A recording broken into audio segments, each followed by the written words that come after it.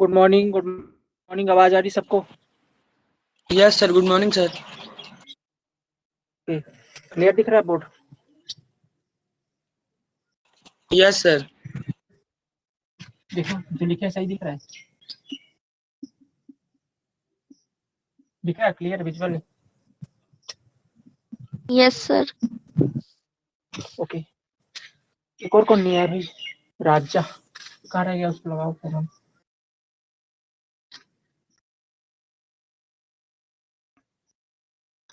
यार कल का लेक्चर पता है बना हुआ है, अपलोड हो गया है, बस वो अभी पब्लिक नहीं किए हैं। तो कल का लेक्चर एक बन चुका है SFDBMD का, है ना? तो एक्चुअली रात को कल किए नहीं थे पब्लिक उसको, इसके बाद उसको भी देख लेना आज। तो क्या एक्चुअली थोड़ा सा उसके अंदर क्लियरिटी ज्यादा होगी, वो रिकॉर्ड वीडियो बनाए थे। ठीक है, बाकी आज SFDBMD खत्म हो जाएगा।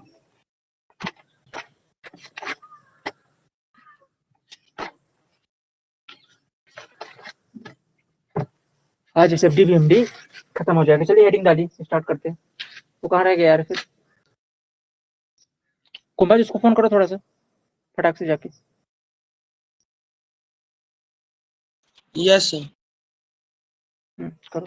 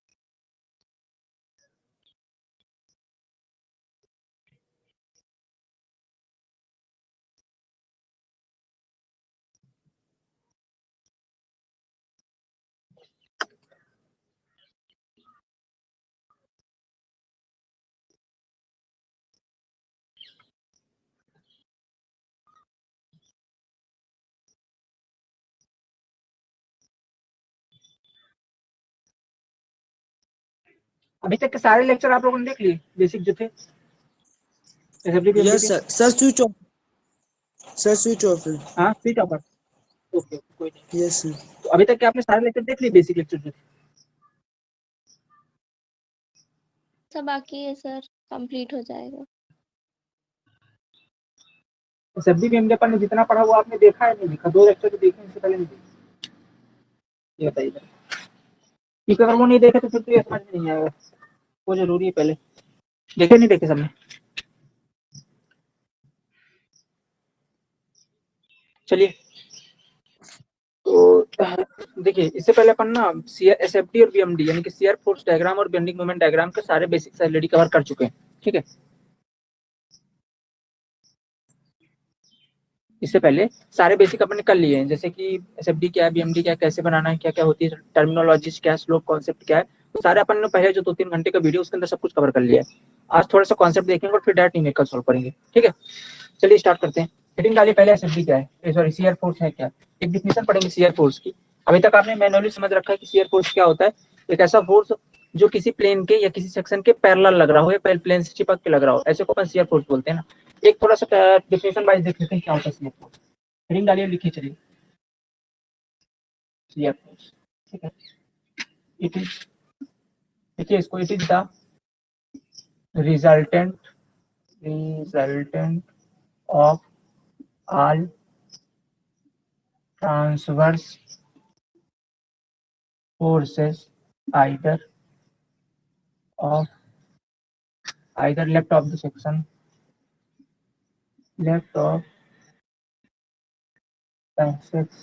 or right of the section। ठीक है, ये लाइन इंपॉर्टेंट है, देखिए इसको क्या लिखा मैंने। शियर फोर्स की डिफिनेशन क्या होती है? It is the resultant of all transverse forces. जितने भी बॉडी पर ट्रांसवर्स फोर्सेस लग रहे हैं, उस ट्रांसवर्स फोर्स में उन सभी का रिजल्टेंट होता है आइदर, ये आइदर वर्ड याद रखिएगा, either left of the section के लेफ्ट में या कि सेक्शन के राइट में, ये और वर्ड है। ठीक है, क्या है, सेक्शन के राइट में उन सभी ट्रांसवर्स फोर्सेस का रिजल्टेंट होता है। थोड़े से समझ लेते हैं। जैसे मान लेता हूँ कि आपकी एक प्रकार की बीम है। ठीक है, जो मैंने लिखा है उसको मैं यहाँ पे एक्सप्लेन कर रहा हूँ। इस मान लेता हूँ कि मैं ये आपकी बीम है, ठीक है, और इसके ऊपर ये लोडिंग लगी हुई है, ये कुछ यूडीएल लोडिंग लगी हुई है डब्ल्यू की, ठीक, डब्ल्यू की। अब अगर मैं यहाँ पास आपको एक सेक्शन दे देता हूँ, ये मान लो एक्स एक्स सेक्शन है, अब मैं पूछता हूँ कि इस एक्स एक्स सेक्शन के अंदर, इस एक्स एक्स सेक्शन के अंदर कितना शियर फोर्स आ रहा है, ये आपको बताना है कितना शियर फोर्स आ रहा है। तो क्या करते हैं अपन, इस सेक्शन को पहले कट करते हैं। अगर सेक्शन को कट करेंगे तो कुछ ऐसा दिखेगा, यहाँ पे ये है। अब यहाँ पे अपन इसको फिर जब फ्री बॉडी डायग्राम बनाते हैं केवल रिएक्शन शो करते हैं, हिंज सपोर्ट केवल ये वर्टिकल रिएक्शन आएगी, हॉरिजॉन्टल भी आएगी, लेकिन हॉरिजॉन्टल में बीम का काम नहीं है, इसलिए अपन इसको शो नहीं करते हैं। यहाँ पास एक शियर फोर्स, ठीक, और इसको अगर ऐसे कट कर देंगे, एक रिएक्शन यहाँ पे आएगी, ठीक, तो एक शियर फोर्स इसके विपरीत यहाँ पे आएगा। ऐसे करके दो शियर फोर्स होंगे, ये दोनों की वैल्यू बराबर होगी तो एक दूसरे को कैंसिल आउट कर दें, तब जाकर के आपकी बीम स्थायी है, ठीक है। और फिलहाल अगर अपन अलग अलग देखेंगे काट के तो इस तरीके से दिखेगा, ठीक है, इस तरीके से इसके साइन होंगे, पॉजिटिव शेयर और नेगेटिव शेयर, ठीक है, ये बताते हैं क्या इनके साइन। इस तरीके से होगा, इनके ऊपर इस तरीके से लोडिंग लगी हुई है, ओके, इस तरीके से लोडिंग। अब इनकी वैल्यू बोल देता हूँ, वी है और ये आपका वी बी है, ठीक है, ये पूरा आपका ए पॉइंट और ये बी है। तो जो वी ए की वैल्यू होगी ना, ये वाली वी ए की वैल्यू होगी, ये कैसे निकालेंगे, इस सेक्शन के लेफ्ट में या की राइट में, कहीं भी आप देख सकते हो, ये जो आपका सेक्शन है ये आपका सेक्शन हो गया, इस सेक्शन के लेफ्ट में या राइट में, इस सेक्शन पर जो वी ए वी बी की वैल्यू दोनों इक्वल होती है, पहली चीज डायरेक्शन अपोजिट है, जिनकी जो वैल्यू होगी सेक्शन की या तो लेफ्ट में देख लो या तो राइट में देख लो। तो सेक्शन के मान लो सेक्शन है आपका एक्स एक्स, तो अगर इसके लेफ्ट में देखोगे तो लेफ्ट में सभी फोर्सेस का रिजल्टेंट, सभी फोर्सेस का रिजल्टेंट, तो फोर्स कौन कौन से लग रहे हैं, पहला तो डब्ल्यू का लग रहा है और इधर का एक आर ए का रिएक्शन आ रहा है, ये दो फोर्स लग रहे हैं इधर साइड ना, तो इनका रिजल्टेंट निकाल लीजिए। रिजल्टेंट कैसे निकालेंगे, तो जैसे बोलते हैं ना कि आर ए माने ऊपर की ओर जितने फोर्स लग रहे हैं उनको लेते हैं अपन पॉजिटिव, और जो नीचे फोर्स लग रहे हैं उनको लेते हैं निगेटिव। ये क्या हो जाएगा, आर ए और माइनस का मतलब आर ए ऊपर वाले को प्लस लेंगे और नीचे वाले को, आर ए और डब्ल्यू क्या कितने डिस्टेंस पे लग रहा है, डब्ल्यू पूरी एल डिस्टेंस पे लग रहा है ना, तो डब्ल्यू इंटू, चूंकि मान लेता हूँ ये डिस्टेंस कितनी है सेक्शन से, कितनी दूरी पर है, मान लेता हूँ एक्स दूरी पर लग रहा है, इस डब्ल्यू इंटू एक्स, तो ये जो आर ए इंटू डब्ल्यू इंटू एक्स है, यही शियर फोर्स की वैल्यू है इस सेक्शन पे, ये शियर फोर्स की वैल्यू है इस सेक्शन पे। अगर आप इधर से कैलकुलेट करेंगे सेक्शन के राइट में, मतलब लेना एक ही तरफ है, रिजल्टेंट आपको लेना एक ही तरफ है, या तो आप लेफ्ट में ले लें या तो आप राइट में ले लें, उनका जो रिजल्टेंट होगा उस सेक्शन पर वही उसका शियर फोर्स कहलाएगा। बात क्लियर होगी कि नहीं होगी ये बताओ मेरे को, आगे पॉइंट समझ में नहीं आया, शियर फोर्स क्या होता है। Shear force is a resultant of all transverse force either left of the section or right of the section। और वर्ड याद रखिएगा, और मतलब या तो लेफ्ट में होगा या तो राइट में, आप किसी तरीके से ले सकते हो, वैल्यू दोनों के बराबर आएगी, ठीक है। अब इसकी बात करेंगे साइन कन्वेंशन की, ठीक है, इसका साइन कन्वेंशन कैसे लेते हैं, sign convention, sign convention, sign convention क्या होता है, देखिए ऐसे बोलते हैं ना, सेक्शन के लेफ्ट में अपवर्ड और राइट में डाउनवर्ड पॉजिटिव लेते हैं। मतलब ये मान लेता हूँ आपका कोई सेक्शन है, कोई सेक्शन होगा ऐसे, उसके लेफ्ट में ये मान लो सेक्शन एक्स एक्स है, सेक्शन के लेफ्ट में ये इसका लेफ्ट वाला पार्ट है और ये इसका राइट वाला पार्ट है, ठीक, सेक्शन के लेफ्ट में अपवर्ड इस तरीके से लग रहा हो और सेक्शन के राइट में डाउनवर्ड इस तरीके से लग रहा हो, तो ये जो शियर इस तरीके से बनेगा इसको बोलते हैं पॉजिटिव शियर। क्या बोलते हैं भाई साहब, पॉजिटिव साइन से पॉजिटिव शियर, इस तरीके से शियर को शो करते हैं अपन पॉजिटिव शियर से। मतलब सेक्शन के लेफ्ट में अपवर्ड और राइट में डाउनवर्ड अगर जो फोर्सेस लगेंगे उनको अपन ऐसे कंसीडर करेंगे पॉजिटिव, ठीक है। और दूसरा क्या करेंगे अपन, ऐसे ले लेंगे ऐसे, ठीक है। दूसरा क्या होता है, सेक्शन की, ये मान लो सेक्शन है आपका, सेक्शन के लेफ्ट में इसके विपरीत कर दीजिए, सेक्शन के लेफ्ट में डाउनवर्ड और राइट में अपवर्ड, इसको बोलते हैं निगेटिव शियर। नेगेटिव शियर, ये बहुत इंपॉर्टेंट चीज, इनको याद रखिएगा, सारी चीजें अपन यूज करेंगे अभी, ठीक है। तो क्या क्या है साइन कन्वेंशन में, सेक्शन मान लीजिए सेक्शन के लेफ्ट में अगर देख रहे हैं तो जो फोर्स लगेगा उसको, जो शियर फोर्स लग रहा होगा वो अपवर्ड है तो उसको पॉजिटिव लेंगे, और राइट में अगर डाउनवर्ड है तो पॉजिटिव लेंगे। अदरवाइज अगर इनके अलावा कोई केस है, मतलब उल्टा है, लेफ्ट में डाउनवर्ड है और राइट में अपवर्ड है तो इसको निगेटिव लेंगे। क्लियर होगी ना बात ये, तो ये साइन कन्वेंशन है शियर फोर्स का, ठीक है, ये साइन कन्वेंशन है शियर फोर्स का, और शियर फोर्स एक्चुअली में ये होता है। बात क्लियर होगी नहीं, कोई दिक्कत बताइए, बताइए गीतांजलि, बोलिए कोई दिक्कत। नो सर कोई दिक्कत नहीं, नो सर कोई दिक्कत। ओके चलिए इरेज करते हैं और अगला देखते हैं बेंडिंग मोमेंट। ये तो बात होगी शियर फोर्स की, बेंडिंग मोमेंट क्या होता है, ठीक, बेंडिंग मोमेंट क्या होता है, फटाफट करेंगे, थोड़ा सा टॉपिक खत्म हो जाए इसके बाद चलते हैं आज न्यूमेरिकल करने। बेंडिंग मोमेंट क्या होता है, हेडिंग डालिएगा बेंडिंग मोमेंट।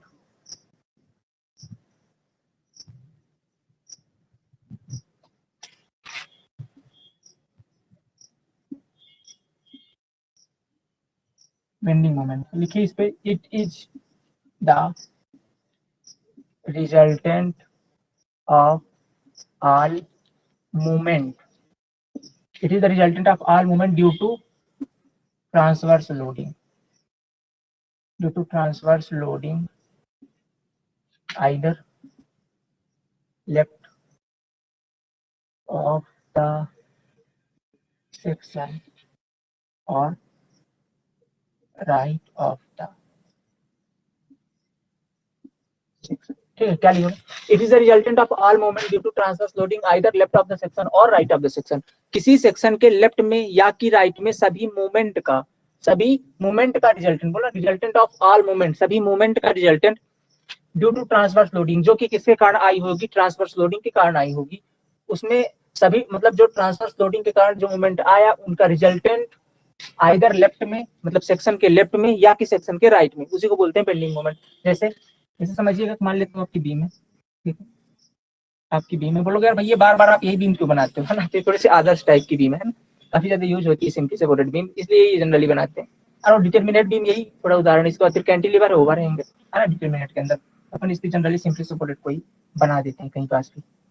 ठीक, ये डब्ल्यू की लोडिंग हो गई, ये सेक्शन हो गया एक्स एक्स, ठीक है, आर ए हो गया और ये आर पी हो गया। ओके, आप पूछ रहे हो कि यार मूवमेंट क्या होगा? तो मूवमेंट अगर देखना तो देखो, हमेशा कभी अपन शियर फोर्स निकालते हैं या बेंडिंग मोमेंट निकालते हैं तो पर्टिकुलर किसी सेक्शन पे निकालते हैं, ऐसा किसी पार्टिकल पे नहीं निकालते अपन, ठीक है? किस पे निकालते हैं? किसी सेक्शन पे। तो अगर मैं पूछूं ना कि इस जगह के पार्टिकल पे कितना बेंडिंग मोमेंट होगा, तो इस तरह एक सेक्शन काटना पड़ेगा ऐसे, जो कि उन पार्टिकल से होकर गुजरेगा या वो पार्टिकल उस सेक्शन के अंदर होंगे। अगर मैं बोलूं कि यहाँ पास कितना, तो ऐसे सेक्शन काटना पड़ेगा, फिर उस सेक्शन पे देखेंगे कि शियर फोर्स और बेंडिंग मोमेंट की वैल्यू कितनी है, ठीक है? तो अपन ये सब कुछ निकालते हैं एक पर्टिकुलर सेक्शन के अंदर।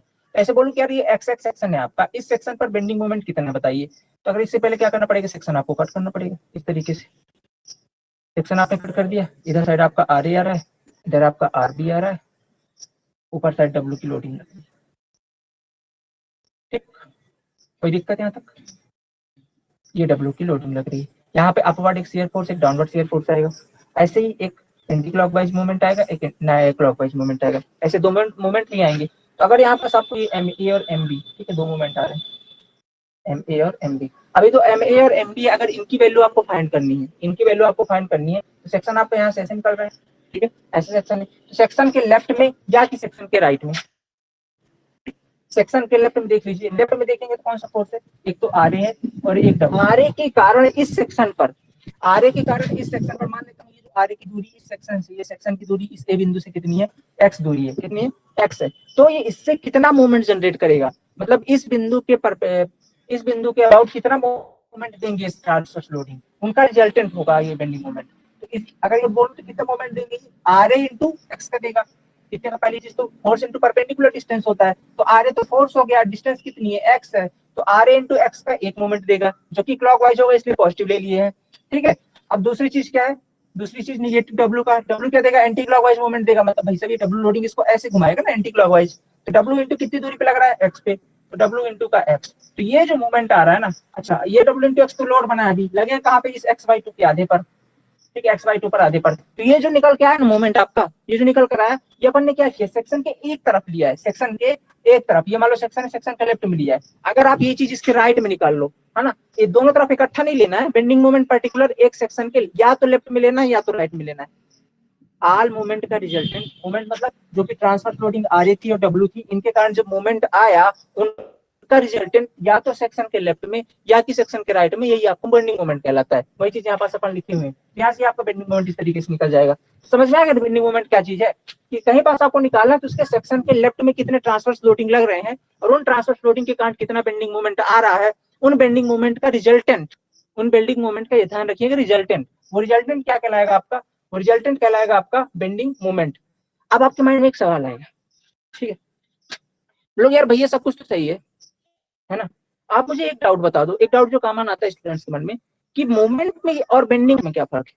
ठीक है, मूवमेंट में और बेंडिंग मोमेंट में क्या फर्क है? जैसे अपन बोलते हैं ना summation of M Z equal to 0, ये क्या है? कि मूवमेंट लेते हैं पर्टिकुलर एट पॉइंट, बोलते हैं ना एट पॉइंट, मैं बोल देता हूँ एट पॉइंट ए, मतलब मैंने पॉइंट ए के अबाउट क्या ले लिया? मूवमेंट का समीशन 0 ले लिया है।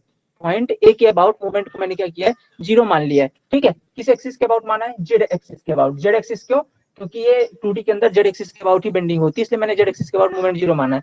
तो यार ये मोमेंट और बेंडिंग मोमेंट का कॉन्सेप्ट क्या है, बेंडिंग मोमेंट का कॉन्सेप्ट क्या है। तो देखो दोस्तों, बेंडिंग मोमेंट जो निकालेंगे वो किसी सेक्शन के एक तरफ निकालते हैं, सेक्शन पे निकालते हैं, और किसी सेक्शन के एक तरफ या तो लेफ्ट में या तो राइट में जो ट्रांसवर्स लोडिंग लगी हुई है उनके कारण जो मूवमेंट आ रहा है उनका रिजल्टेंट निकालते हैं बेंडिंग मोमेंट के अंदर।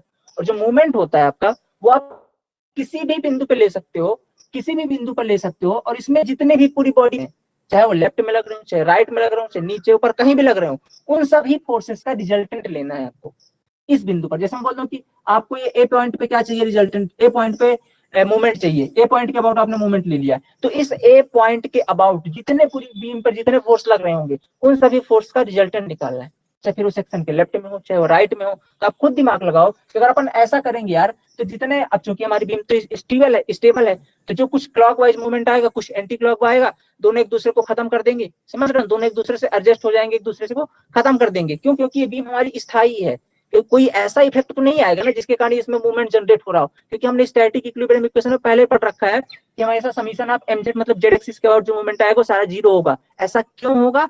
ऐसा इसलिए होगा क्योंकि हमारी बीम स्थायी है, कोई एक्स्ट्रा मूवमेंट आएगा तो इसके अंदर रोटेशन आ जाएगी ना। अगर मान लो जीरो ना होता तो इसके अंदर तो फिर ना कुछ रोटेशन आ जाती, आती कि नहीं आती? क्या रोटेशन आती? मान लो कोई जैसे आपने निकाला कि इसके अंदर अबाउट निकाला कुछ मूवमेंट, तो मान लो एक क्लॉकवाइज मूवमेंट आ रहा है, कुछ एंटी क्लॉकवाइज आ रहा है। अब क्लॉकवाइज की वैल्यू 10 है, एंटी क्लॉकवाइज की वैल्यू मान लेता हूँ 15 है। अगर ऐसा हो गया तो फिर आप दोनों को अगर माइनस करोगे तो माइनस का 5 आ रहा है एंटी क्लॉकवाइज, मतलब -5 इसमें मूवमेंट लग रहा है, उसकी वजह से इसके अंदर कुछ रोटेशन आना चाहिए था। लेकिन आपने कभी ऐसा देखा बीम के अंदर उसके अंदर थोड़ी बहुत भी रोटेशन हो? कभी होता है ऐसा? नहीं होता ना। तो क्या होता है, एक्चुअली वो सब स्थायी होते हैं, स्टेबल होते हैं, इसलिए मोमेंट जो होता है अगर आप इसमें रिजल्टेंट निकालोगे पूरी बीम पर तो जीरो आएगा। तो ये सबका नियम है कि आप किसी भी पॉइंट पर अगर निकालोगे तो मोमेंट हमेशा जीरो होगा, लेकिन बेंडिंग मोमेंट जीरो नहीं होगा। क्यों? क्योंकि बेंडिंग मोमेंट पर्टिकुलर सेक्शन के एक तरफ जो फोर्स लग रहे हैं उनके कारण जो रिजल्टेंट आता है ना उनसे निकालते हैं, और मोमेंट पूरी बॉडी पर जो फोर्सेस लग रहे हैं उनका रिजल्टेंट लेते हैं। पूरी बॉडी पर रिजल्टेंट लेंगे तो जीरो आ जाता है, इसका एक तरफ लेते हैं इसलिए नहीं आता। अगर आप इसमें सेम कीजिए, ये लेफ्ट का ले लीजिए और राइट दोनों ले लीजिए तो फिर जीरो आ जाएगा, है कि नहीं? कॉन्सेप्ट समझ में आया कि नहीं आया? मूवमेंट और बेंडिंग मोमेंट फर्क समझ में आ गया ना?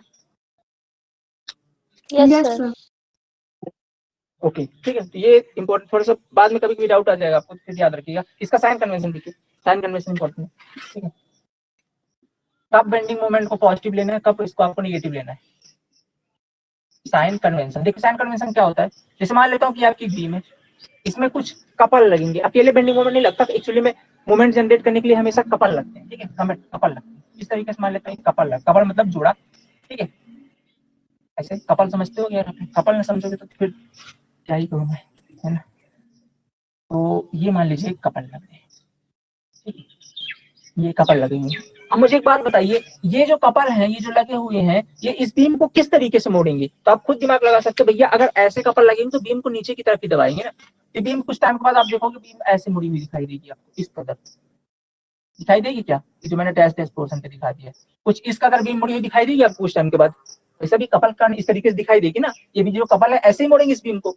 तो क्या देख रहे हो आप? देखो बीम के भी दो पार्ट होते हैं, पहले समझिएगा। अगर ये बीम है आपका तो इसका जो अपर वाला पार्ट है इसको बोलते हैं एक्सट्रीम फाइबर। क्या बोलते हैं? Extreme fibre. और जो नीचे वाला उसको बोलते हैं लोअर पार्ट। क्या बोलते हैं? Lower part. एक्सट्रीम फाइबर और ये lower part.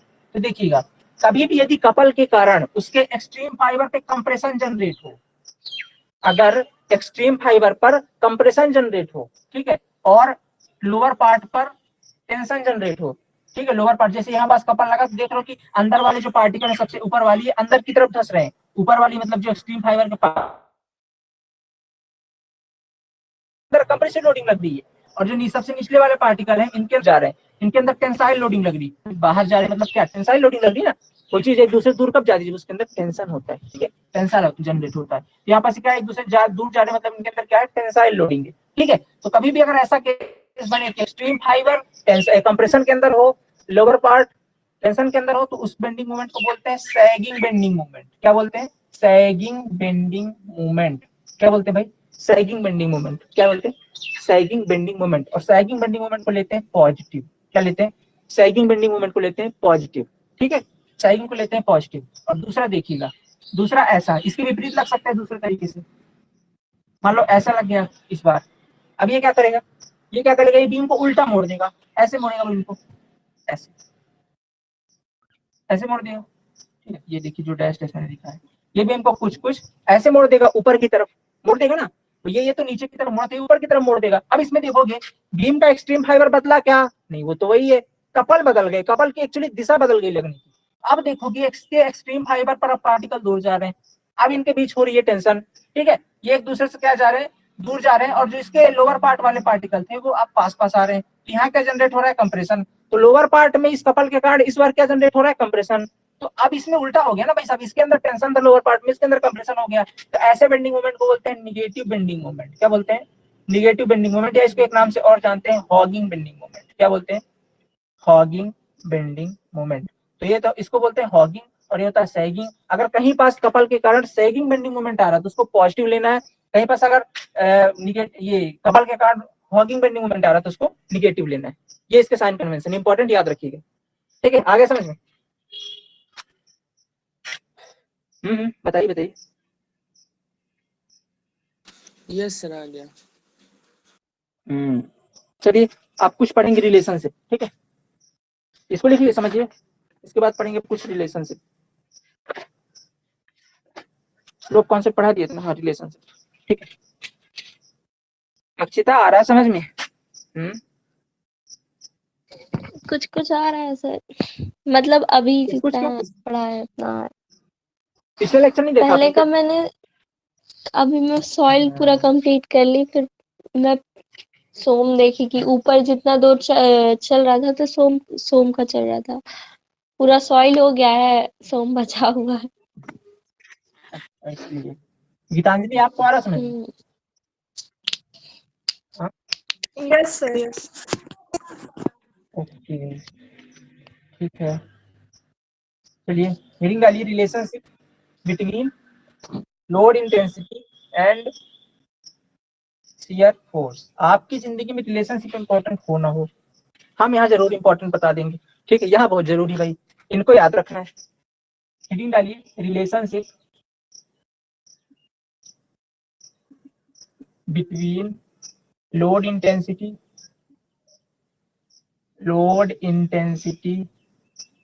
And relationship between load intensity and relationship between load intensity and shear force। shear force और load intensity के बीच क्या रिलेशन है वो अपन समझेंगे, ठीक है। shear force और load intensity के बीच पहली चीज तो समझ लो, load intensity देखो, सॉइल का नोट्स नहीं है। अरे यार भूल गया मैं तो, एक बार मैसेज कर दिया था मैं, थोड़ा सा इसकी क्लास में बहुत भूल जाता हूँ। चलो कोई नहीं, आज अपलोड कर देंगे पक्का है, ठीक है।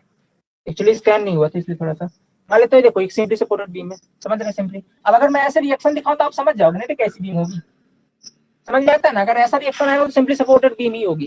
क्यों? क्योंकि इसमें इस तरीके का रिएक्शन अपन हिंज में ही शो करते हैं, इस तरीके का रोलर में शो करते हैं। चलो बोलो यार भैया हिंज में तो इधर से भी आता है, तो एक बात बताओ, इधर से जब काम कब पड़ेगा इसका? जब कोई इधर से लोडिंग लगेगी। तो आपने अपनी जिंदगी में कभी भी इधर से बीम में लोडिंग लगती हुई देखी है? नहीं देखी। हमने बीम की डिफिनेशन ही पढ़ी भैया कि बीम एक ऐसा हॉरिजॉन्टल मेंबर है जिसमें लोडिंग लगेगी तो हमेशा ट्रांसवर्स, एक्सियल लोडिंग का कोई कॉन्सेप्ट ही नहीं बीम के अंदर। ये रिएक्शन हमारे काम की नहीं रहती, इसलिए हम लोग इसको लिखते ही नहीं है। हम किसको लिखते हैं? केवल ये आरे को जो ऊपर की ओर लग रहा है, इसलिए हम लोग इसकी बात करते हैं केवल। तो ऐसे बना लेते हैं अपन सिंपली सपोर्टेड को। मान लो इसके अंदर कुछ ऐसे ऐसे ऐसे करके लोडिंग लगी हुई, कुछ भी जनरल लोडिंग ऐसे मान लो लगी हुई है, ठीक है, कुछ भी जनरल लोडिंग लगी हुई है। मैं थोड़ा सेक्शन कट करता हूँ यहाँ से, कुछ भी डेल्टा एक्स मोटाई का या थिकनेस का एक सेक्शन लाता हूँ और उसके यहाँ पर दिखाता हूँ। थोड़ा सा बड़ा दिखा रहा हूँ मैं ताकि आप अपनी आंखों से देख पाओ, ठीक है। अब ये जो लोडिंग कुछ इस कदर लगी हुई है इसके ऊपर, इस कदर बोलोगे भैया कैसे उल्टा लोडिंग लगा रहे हो, तो समझो ना यार, अभी अभी कहे परेशान हो रहे हो, ठीक है। अभी लोड क्या ले रहे हो, देखो इसकी थिकनेस कितनी है, डेल्टा एक्स है, और ये डब्ल्यू की लोडिंग है, ठीक है। देखो अपवर्ड लोडिंग जितनी लगेगी बीम के अंदर, कैसी लोडिंग, ये साइन कन्वेंशन बहुत ज्यादा इंपॉर्टेंट, याद रखिएगा। अपवर्ड लोडिंग जितनी लगेगी उनको लेना है अपने को पॉजिटिव, और जितनी डाउनवर्ड लोडिंग लगेगी उनको लेना है अपने को नेगेटिव, ठीक है। जितनी अपवर्ड लोडिंग उनको पॉजिटिव, जितनी डाउनवर्ड लोडिंग उनको नेगेटिव, ठीक है। तीनों साइन कन्वेंशन पढ़ लिए, लोड इंटेंसिटी पढ़ ली, शियर फोर्स पढ़ ली और बेंडिंग मोमेंट पढ़ ली, बहुत इंपॉर्टेंट, याद रखिएगा, ठीक है। अब इनके बीच रिलेशन है, लोड इंटेंसिटी और इसके बीच क्या रिलेशन है देखिएगा। रिलेशन ये है कि एक समीकरण बता रहा हूँ, इसको याद रखिएगा। Wx is equal to dv out of dx, ऐसा मान लेता हूँ इस सेक्शन पर आपका जो शियर फोर्स है वो भी है। आप जब डेल एक्स दूरी तय करोगे, मैंने एक्स दूरी तय करने के कारण लोड के कारण जो शियर फोर्स की वैल्यू होगी वो बढ़ करके भी और प्लस डी भी हो जाएगी, थोड़ी सी वैल्यू बढ़ जाएगी, ठीक है, थोड़ी सी शियर फोर्स की वैल्यू बढ़ जाएगी। ऐसे ही मूवमेंट के केस में होता है, ठीक है, ऐसे मूवमेंट के केस में होता है। मान लो यहाँ पास एम मूवमेंट है, जैसे आप डी एक्स दूरी चलोगे तो आपका जो मूवमेंट होगा एम थोड़ा सा बढ़ जाएगा, मैंने एम प्लस डी एम हो जाएगा। इस तरीके से मूवमेंट में चेंज आ जाता है, ठीक है। तो शियर फोर्स के केस में जो लोड इंटेंसिटी का रिलेशन होता है, ये लोड इंटेंसिटी कितनी है आपकी, डब्ल्यू है, और ये कितनी लंबाई पे लगी, टोटल एक्स लंबाई पे मान लो लग रही है। अपन ने छोटा सेक्शन लिया है इसलिए एक्स का एक छोटा सा पार्ट डेल एक्स दिखाया है, ठीक है। तो यहाँ पे क्या बोल रहे हैं कि यार जो लोड इंटेंसिटी होगी ना, वो लोड इंटेंसिटी होगी, तो area under load intensity diagram is equal to होगा स्लोप ऑफ शियर फोर्स, ठीक है। लिखिए इसके बारे में एक लाइन लिखिए, लाइन इंपॉर्टेंट है। क्या बोलता है ये रिलेशन लिखिएगा, फिर इसके नीचे लाइन लिखी जाएगी। लाइन क्या है कि change in shear force between those two section, ठीक है, change in shear force, change in shear force into section is equal to area under load intensity diagram, area under load intensity diagram, ठीक है, area under load intensity diagram. ये line आप याद रखिएगा, ये relation होता है, हद इंपॉर्टेंट है भाई, ये लाइन हद इंपॉर्टेंट, समझ, बहुत ही ज्यादा। Change in shear force in two section, दो सेक्शन के बीच में जो शियर फोर्स में चेंज होगा, ठीक है, शियर फोर्स में चेंज होगा वो इक्वल होगा किसके, area under load intensity diagram के, लोड इंटेंसिटी डायग्राम के क्षेत्रफल के इक्वल होगा। कैसे देखिए समझिए, यहाँ पे क्या एक्चुअली W इंटू एक्स से क्या शो करता है, ये लोड इंटेंसिटी का एरिया शो करता है। कैसे, जैसे बोल देता लोडिंग आपकी इस कदर लगी हुई है, लोडिंग आपकी इस कदर लगी हुई है, अभी कितनी दूरी पर डेल एक्स पे लग रही है, डेल एक्स तो हम लोग यहाँ पर छोटा माना है, लेकिन अगर पूरी लेंथ पे देखें तो एक्स दूरी पे लग रही होगी, मतलब लोडिंग कितने कर हो गई भाई साहब, ये हाइट ये हो गई, चौड़ाई कितनी है इसकी, मतलब डब्ल्यू लोडिंग ये हाइट को दिखाता है, डब्ल्यू लोडिंग, और चौड़ाई कितनी है एक्स है, मतलब डब्ल्यू की लोडिंग कितने पे लग रही है एक्स पे। तो अगर मैं इसका एरिया पूछूं तो एरिया कैसे निकालो भाई, ये तो एक रेक्टेंगल है, और रेक्टेंगल के एरिया कैसे निकालते हैं, हाइट इंटू लेंथ, तो अगर क्या है ये विड्थ इंटू लेंथ, तो क्या डब्ल्यू और इंटू का एक्स पूरा कर दोगे तो इसका एरिया ना निकल जाएगा, तो डब्ल्यू इंटू एक्स आ गया तो क्या हो गया, area under load intensity diagram, W into X तो area under load intensity diagram हो गया।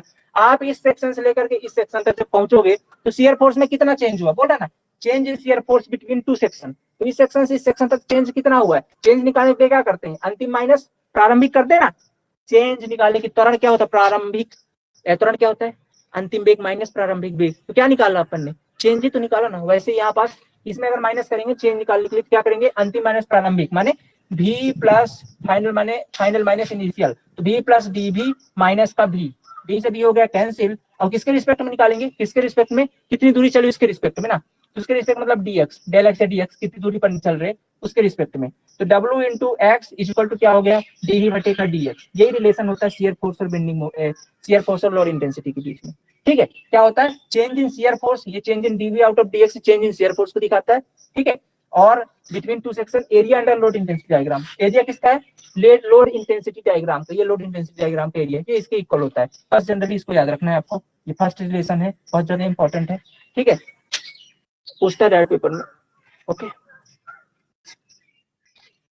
आया समझ में, बताइए बताइए कहीं पे कोई डाउट, नो सर। क्या हुआ आप लोग बड़े शांत शांत हो, कुछ नए नए कॉन्सेप्ट आ रहे हैं क्या, या तो जो पल्ले नहीं पढ़ रहे हो आपके, बताइए भाई कोई डाउट है कहीं पे, आगे चले, थोड़ी समझने में टाइम लगता है, समझने में टाइम लग रहा है, जल्दी समझा देते हैं। अच्छा जल्दी समझा, चलो आराम समझाते हैं, ठीक है, क्या है टॉपिक बहुत बड़ा, मेरा ये खत्म सोचते हैं कर लेते हैं, इसके कुछ न्यूमेरिकल, देखो अभी ये सब चीजें समझते जाओ, जब न्यूमेरिकल करेंगे ना तब आपके कॉन्सेप्ट थोड़ा और अच्छे से क्लियर होंगे, अभी दिमाग में चीजें बस दिखलाते जाओ एक तरफ से, ठीक है।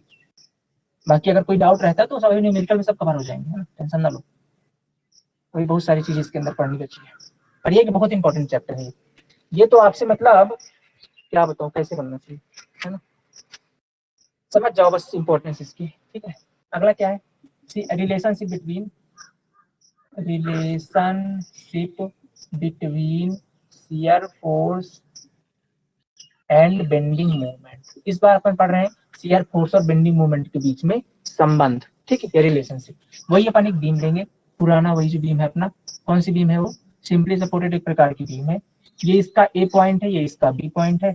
ए पॉइंट पे रिएक्शन आर ए आएगी और बी पॉइंट पे रिएक्शन आर बी आएगी। कुछ इसके ऊपर ऐसे ऐसे करके जनरल लोडिंग लगी हुई है। मैंने एक सेक्शन यहाँ पे कट किया हुआ है जिसकी थिकनेस डेल एक्स थी, इसको मैंने यहाँ पास जाके बड़ा दिखाया, थोड़ा सा जूम किया तो सेक्शन मेरे को ऐसे दिखाई दिया जिसकी थिकनेस डेल एक्स थी और लोडिंग जो मैंने मानी थी वो एक छोटे से एरिया के अंदर लोडिंग कुछ ऐसे लगी हुई थी। और ये लोडिंग कितने की थी? ये लोडिंग थी आपकी डब्ल्यू की। ठीक, लोडिंग थी कितने की? डब्ल्यू की। अब यहाँ पे क्या था? यहाँ पे एक शियर फोर्स आ रहा था भी का, आगे चलता तो यहाँ पे शियर फोर्स बढ़ जा रहा था कितने का? भी प्लस डी का। यहाँ पे एक मूवमेंट आ रहा था एम का, ये मूवमेंट आगे चल करके हो जा रहा था एम प्लस डी एम का। सही है, यहाँ तक कॉन्सेप्ट क्लियर है, यहाँ तक कोई डाउट नहीं। ठीक, ये कहानी हमने जो पुरानी पढ़ी वही है। ठीक है, अब क्या होता है एक्चुअली में, अब बोलोगे यार भाई ये बढ़ कैसे गए? देखो दूरी चलने के साथ ना कुछ कुछ अगर आप डेल एक्स दूरी चलोगे तो शियर फोर्स में चेंज होता है, लंबाई के साथ समय शियर फोर्स में थोड़ी वृद्धि हुई, ऐसे मोमेंट में हुई। ठीक है, अब देखो ये इसका क्या होता है, रिलेशन क्या है इनके बीच में? सेम चीज रिलेशन है यहाँ पे। एक लाइन लिखता हूँ, लाइन लिखिए पहले। Change in bending moment, change in bending moment between two section, change in bending moment between two section is equal to area under shear force diagram, area under shear force diagram। ठीक है, area under shear force diagram between those two section, between those two section। ठीक है, क्या बोल रहा हूँ मैं? ये इसका रिलेशन है, ये लाइनें याद रखिएगा। क्या बोल रहा हूं मैं? Change in bending moment between two section, ये जो दो सेक्शन है इनके बीच में जो बेंडिंग मोमेंट में परिवर्तन होगा या चेंज होगा, ये इक्वल होगा area under shear force diagram. Area under shear force diagram मतलब उस शियर फोर्स डायग्राम, उस दो सेक्शन के बीच, इन दो सेक्शंस के बीच में जो एरिया होगा किसका? शियर फोर्स डायग्राम का, उसके इक्वल होगा। वहां पास एरिया किसका लिए थे अपन? लोड इंटेंसिटी का लिए थे, और चेंज किस में ले रहे थे? शियर फोर्स में। यहाँ पे एरिया लेंगे शियर फोर्स का और चेंज किस में ले रहे हैं? बेंडिंग मोमेंट में। तो बेंडिंग मोमेंट में चेंज निकालना है अपने को, तो यहाँ पे तो एम था भाई साहब, आगे आप चले तो एम प्लस डी एम हो चुका है। तो चेंज निकालने के लिए एम प्लस डी एम और माइनस का एम और बटे कितने दूरी पर चलने पर हो रहा है? डी एक्स दूरी पर चलने पर हो रहा है ना। ठीक है, सर डी वो वाली एक एक्स बार दूरी लाइन चलने बोल दीजिए, कौन ऊपर सा वाला? बताएं। Change in area bending under, moment between area under shear force diagram, area under shear force diagram between those two section. उन दोस टू सेक्शन के अंदर एरिया शियर फोर्स का कैसा है, उसका एरिया की इक्वल होगा आपका बेंडिंग मोमेंट में चेंज। ठीक है, फिर क्या बेंडिंग मोमेंट चेंज कैसे निकालेंगे? M plus D M. ठीक है, ये एम प्लस डी एम मतलब इसमें से इसको माइनस कर देंगे, तो एम प्लस डी एम किसके रिस्पेक्ट में? लेंथ के रिस्पेक्ट में, तो बटे का D X is equal to किसके इक्वल होगा? Area under shear force diagram between those two section. उन दो टू सेक्शन के बीच में शियर फोर्स का एरिया कितना है उसके इक्वल होगा ये। ठीक है, तो मान लेते हैं शियर फोर्स बीच में कितना है? भी है। ठीक है, शियर फोर्स कितना है? भी है, तो उसके ये इक्वल होगा। यहाँ से अगर देखें तो एम से एम कैंसिल हो गया, तो क्या बचा आपका? डी एम बटे का डी एक्स इक्वल टू भी, ये होता है। अब देखो डीएम बटे डीएक्स को क्या बोलते हैं? ये स्लोप को भी शो करता है ना। अगर किसी रिस्पेक्ट में देखें तो slope of bending moment diagram क्या होता है? शियर फोर्स होता है। दो लाइनें और इंपॉर्टेंट है। ठीक है, जैसे मैंने दो आपको समीकरण बताए ना अभी तक, दो समीकरण क्या था, इसको लिखो फिर बताते हैं। ठीक है,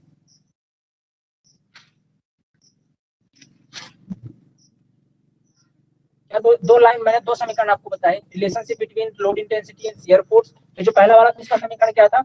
डी क्या था उसका समीकरण? क्या था? डीवी बटेगा डीएक्स इक्वल टू क्या था? डब्ल्यू इंटू एक्स, यही था। और दूसरा वाला क्या है? डीएम बटेगा डीएक्स और इक्वल टू क्या आपका? यही था। ये दोनों कौन? देखो इसके अंदर क्या है? डीवी बटे डीएक्स चेंज किसमें हो रहा है? शियर फोर्स में। तो अगर कभी चेंज होता है तो स्लोप को दिखाई देता है। तो अगर बोले कि slope of shear force, slope of shear force is equal to क्या होगा? तो लोड इंटेंसिटी होगा। क्या होगा? लोड इंटेंसिटी, ये याद रखिएगा। और यहाँ पे देखो बेंडिंग मोमेंट में चेंज को शो कर रहा है, मतलब स्लोप बेंडिंग मोमेंट के अंदर। तो अगर बोले कि स्लोप ऑफ बेंडिंग मोमेंट, तो ये किसकी इक्वल है? ये किसकी इक्वल है? Shear force. ये दो चीजें आप याद रखिएगा, दैट्स इंपॉर्टेंट है। Slope of bending moment shear force की इक्वल होता है, slope of shear force load intensity की इक्वल होता है। ठीक है, ये दो लाइनें याद रखिएगा। और ये जो समीकरण, ये दो स्टेटमेंट लिखा है ये। ठीक, अब इसके बाद है दो चीजें और हैं, बस इसके बाद फिर आ जाएंगे डायरेक्ट क्वेश्चन के अंदर। ठीक है, दो चीजें और हैं। वो दो चीजें ये हैं कि इफेक्ट क्या पड़ेगा, पॉइंट लोड का इफेक्ट क्या है शियर फोर्स के अंदर, कपल का क्या इफेक्ट है। कपल का क्या इफेक्ट शियर फोर्स और बेंडिंग मोमेंट के अंदर कैसे प्रभावित करेंगे, वो 2 लाइनें और पढ़ेंगे, इसके बाद फिर थ्योरी पोर्शन इसका खत्म। ठीक है, फिर चलेंगे डायरेक्ट अपन न्यूमेरिकल करेंगे। ठीक है, चले कंटिन्यू करें इसको। Yes sir.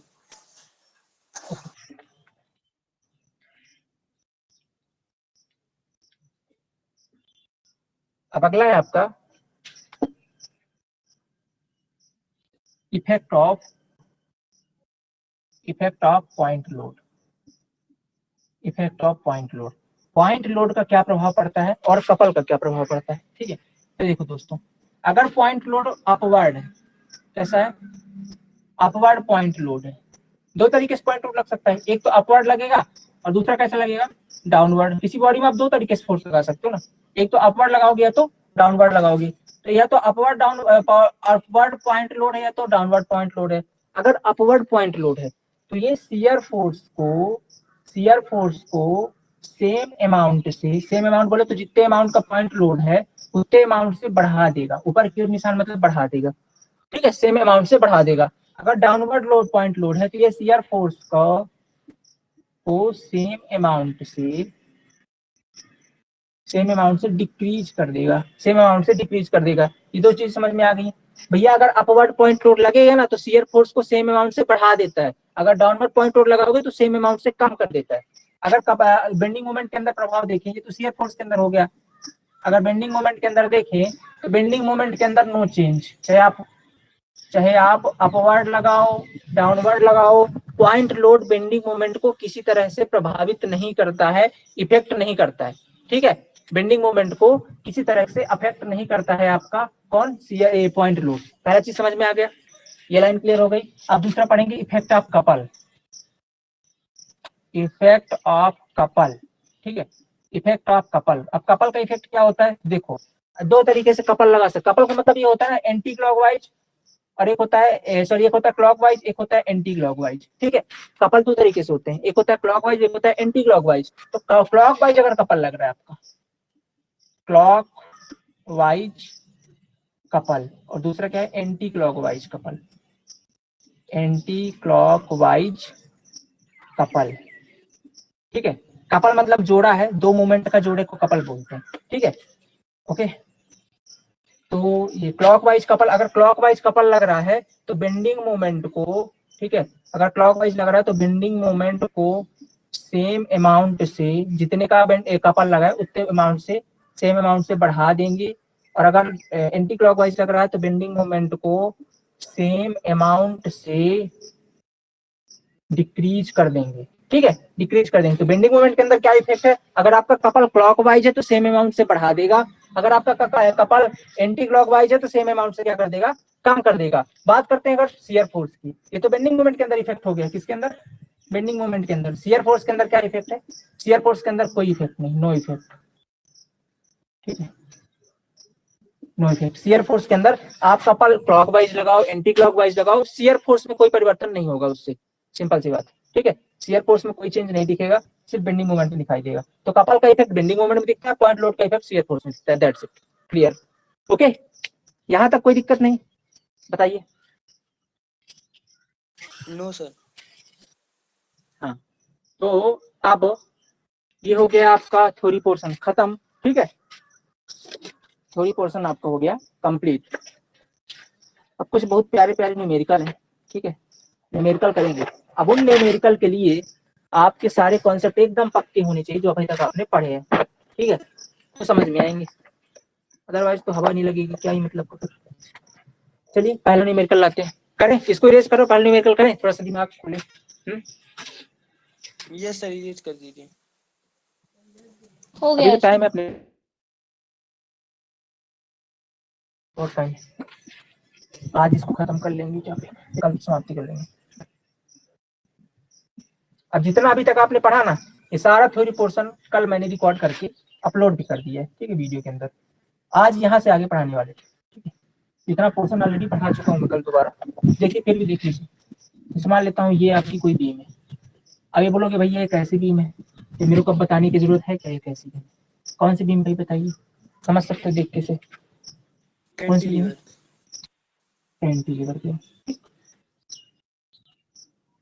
ऐसे करके ये इस पे कुछ 3 लोडिंग लगी हुई है, 3 पॉइंट लोड लगे हैं, कितने के 300 न्यूटन, 500 और 600 न्यूटन, 300 न्यूटन, 500 न्यूटन और ये आपको कितने का है 600 न्यूटन का। ठीक है, ये कितनी कितनी दूरी पे लगे हैं, 0.5 मीटर पे, 0.7 मीटर पे और ये 0.8 मीटर, ऐसे करके ये कुछ कुछ दूरी पर ये लोडिंग लगी हुई है। अब इनका करना क्या है आपको, मेक एसएफडी, ये बी है, सी है और ये आपका डी है। मेक आपको एसएफडी और बीएमडी बनाना है, इसका एसएफडी और आपको बीएमडी बनाना है। ठीक है, ये क्वेश्चन है, समझ में आएगा क्वेश्चन।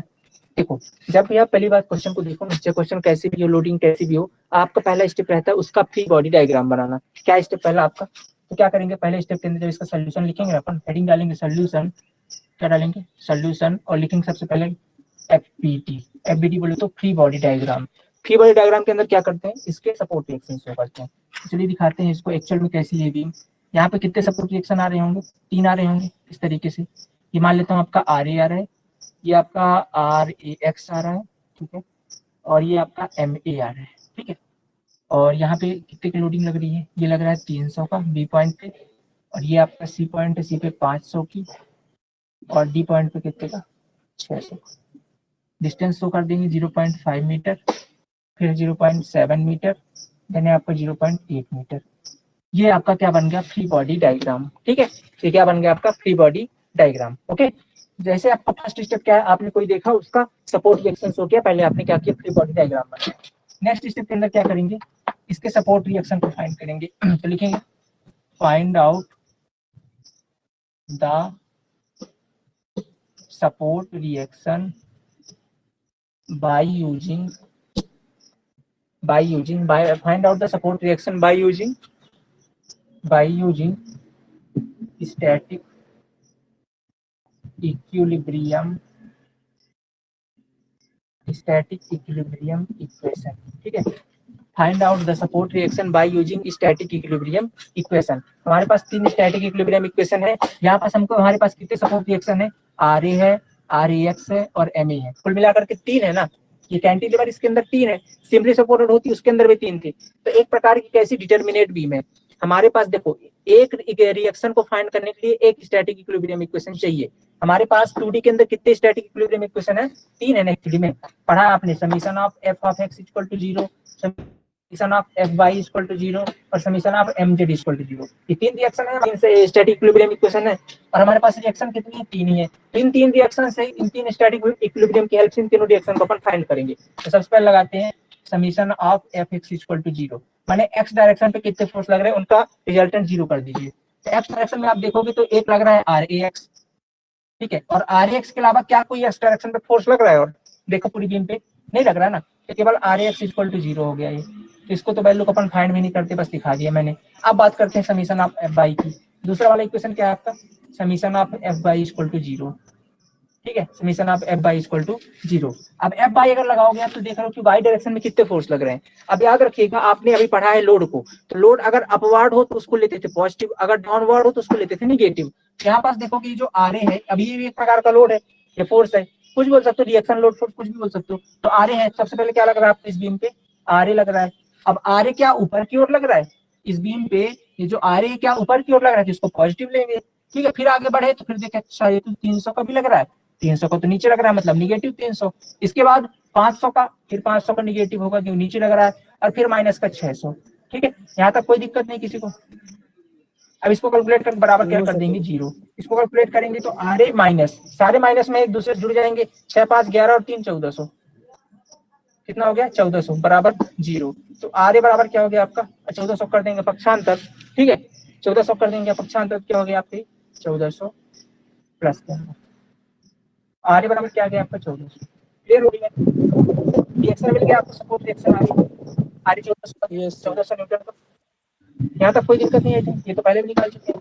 अब दूसरे स्टेप में देखेंगे, हमारे पास एक सपोर्ट रिएक्शन और बची हुई है, क्या, समीशन ऑफ एम जेड, और हमको अभी एम ए को फाइंड करना है। तो तीसरा लगाएंगे summation of M Z equal to 0, मतलब summation of H Z axis के अबाउट सारे मोमेंट को 0 कर रहे हो। किस पॉइंट पे, तो आप किसी भी पॉइंट पे लगा सकते हो, जरूर नहीं कि मैं अगर पे लगा रहा हूँ बी पे, आप तो किसी भी पॉइंट पे लगा सकते हो, क्योंकि मोमेंट हर पॉइंट पे 0 होता है। मैंने आपको ये चीज पहले समझाई है भी ना, मोमेंट किसी भी पॉइंट पे जीरो होता है क्योंकि अपन उसमें पूरे बीम पर लगने वाले लोड का रिजल्टेंट लेते हैं, लेकिन बेंडिंग मोमेंट पर्टिकुलर सेक्शन पर लेफ्ट या राइट पे लेते हैं, इसलिए उसका बेंडिंग मोमेंट जीरो नहीं होता है।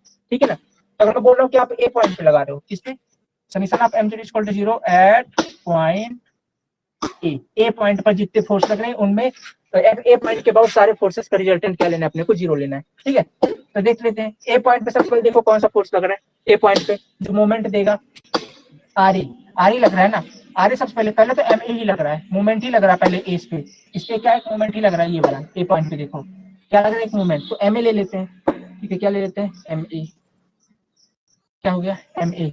अब आपको ध्यान नहीं देना है, ठीक है, देखो ध्यान नहीं देना यहाँ पे, अब चूंकि अपन मोमेंट ले रहे हैं, ठीक है, क्या ले रहे हैं, मूवमेंट ले रहे हैं। ठीक है, तो देखो मूवमेंट में आपको क्लॉकवाइज और एंटी क्लॉकवाइज देखना है कि क्लॉकवाइज मूवमेंट और एंटी क्लॉकवाइज, तो ये आपके क्लॉकवाइज है, क्लॉकवाइज हमने लगाया, एम ए को पॉजिटिव ले लिया। ठीक है, दूसरा देखेंगे 300। एक्चुअली में अपन मूवमेंट को इस तरीके से नहीं देखते, अपन देखते हैं कि सैगिंग और हॉगिंग के केस में, सैगिंग और हॉगिंग के केस में, पर फिलहाल यहाँ पे देख लेते हैं अभी क्लॉकवाइज और एंटी क्लॉकवाइज, अभी आगे देखेंगे उसको।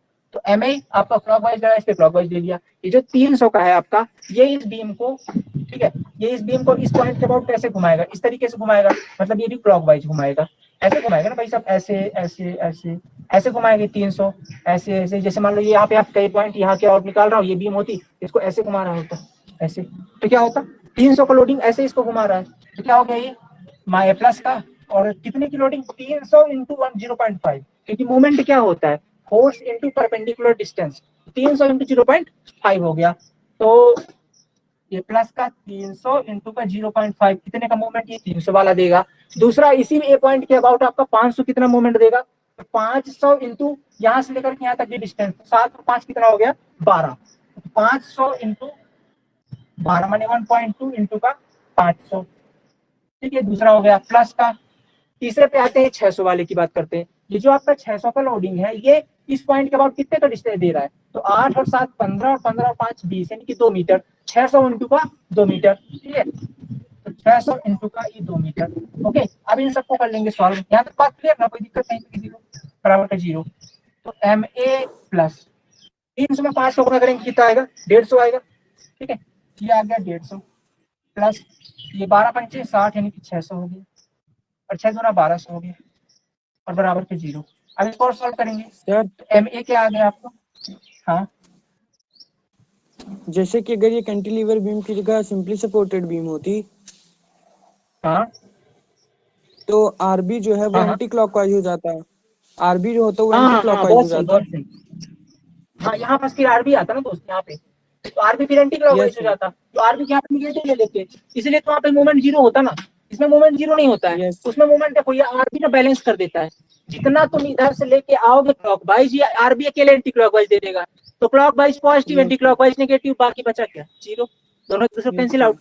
इसीलिए सिंपली सपोर्टेड के अंदर मूवमेंट 0 होता है। आपने क्या देखा है, मूवमेंट मतलब रिएक्शन, सिंपली सपोर्टेड ऐसी होती है, यहाँ पे हिंज सपोर्ट होते हैं। अब हिंज सपोर्ट के अंदर अपन मूवमेंट नहीं मानते, दो ही रिएक्शन मिलती है ना, एक तो ये, एक तो ये, मूवमेंट मानते हैं नहीं, इसके अंदर भी एक तो क्यों 0 होता है, इसीलिए क्योंकि जो आरबी आया ना 0 कर देता है सब कुछ, लेकिन इसके अंदर कहाँ 0, इसके अंदर तो अपन मानते माना यहाँ पे, क्यों, क्योंकि आरबी नहीं खत्म करने वाला, समझे। Yes yes. हाँ, तो देखो 105 600 और 1200 सबको जोड़ेंगे कितना होगा, 1950, 12 6 18, हाँ 1950, ठीक है, इक्वल टू 0। तो एम ए कितना निकल कर आया यहाँ से, माइनस का 1950, वैसा पक्षांतर करेंगे ना उधर साइड, तो कितना हो जाएगा, माइनस में 1950 न्यूटन, न्यूटन इंटू मीटर। ठीक है, तो बेंडिंग मोमेंट हो गया।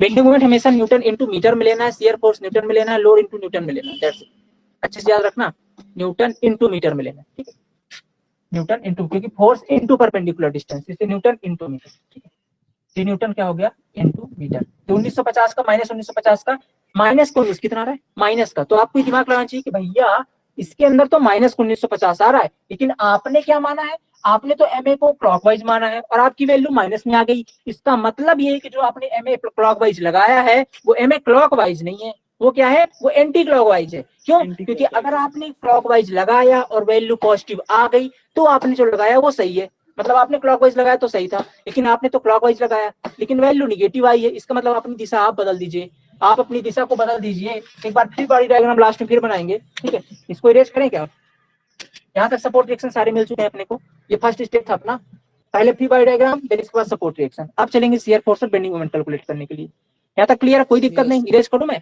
नहीं सर ये चलिए। कर दीजिए। अब इसका लास्ट में एक बार फिर से बनाएंगे अपन एफबीडी, ठीक है, उसके अंदर सारी चीज शो कर देंगे।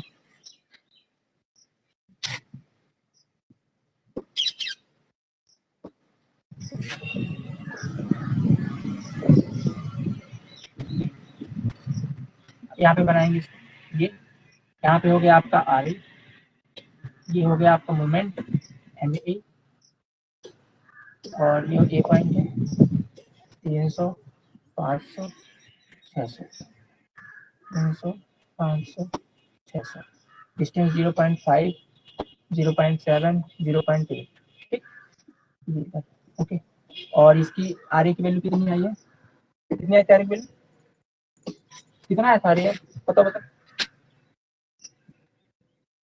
अरे आया था कितना आया आर ए, बताओ। 1400 सर। 1400।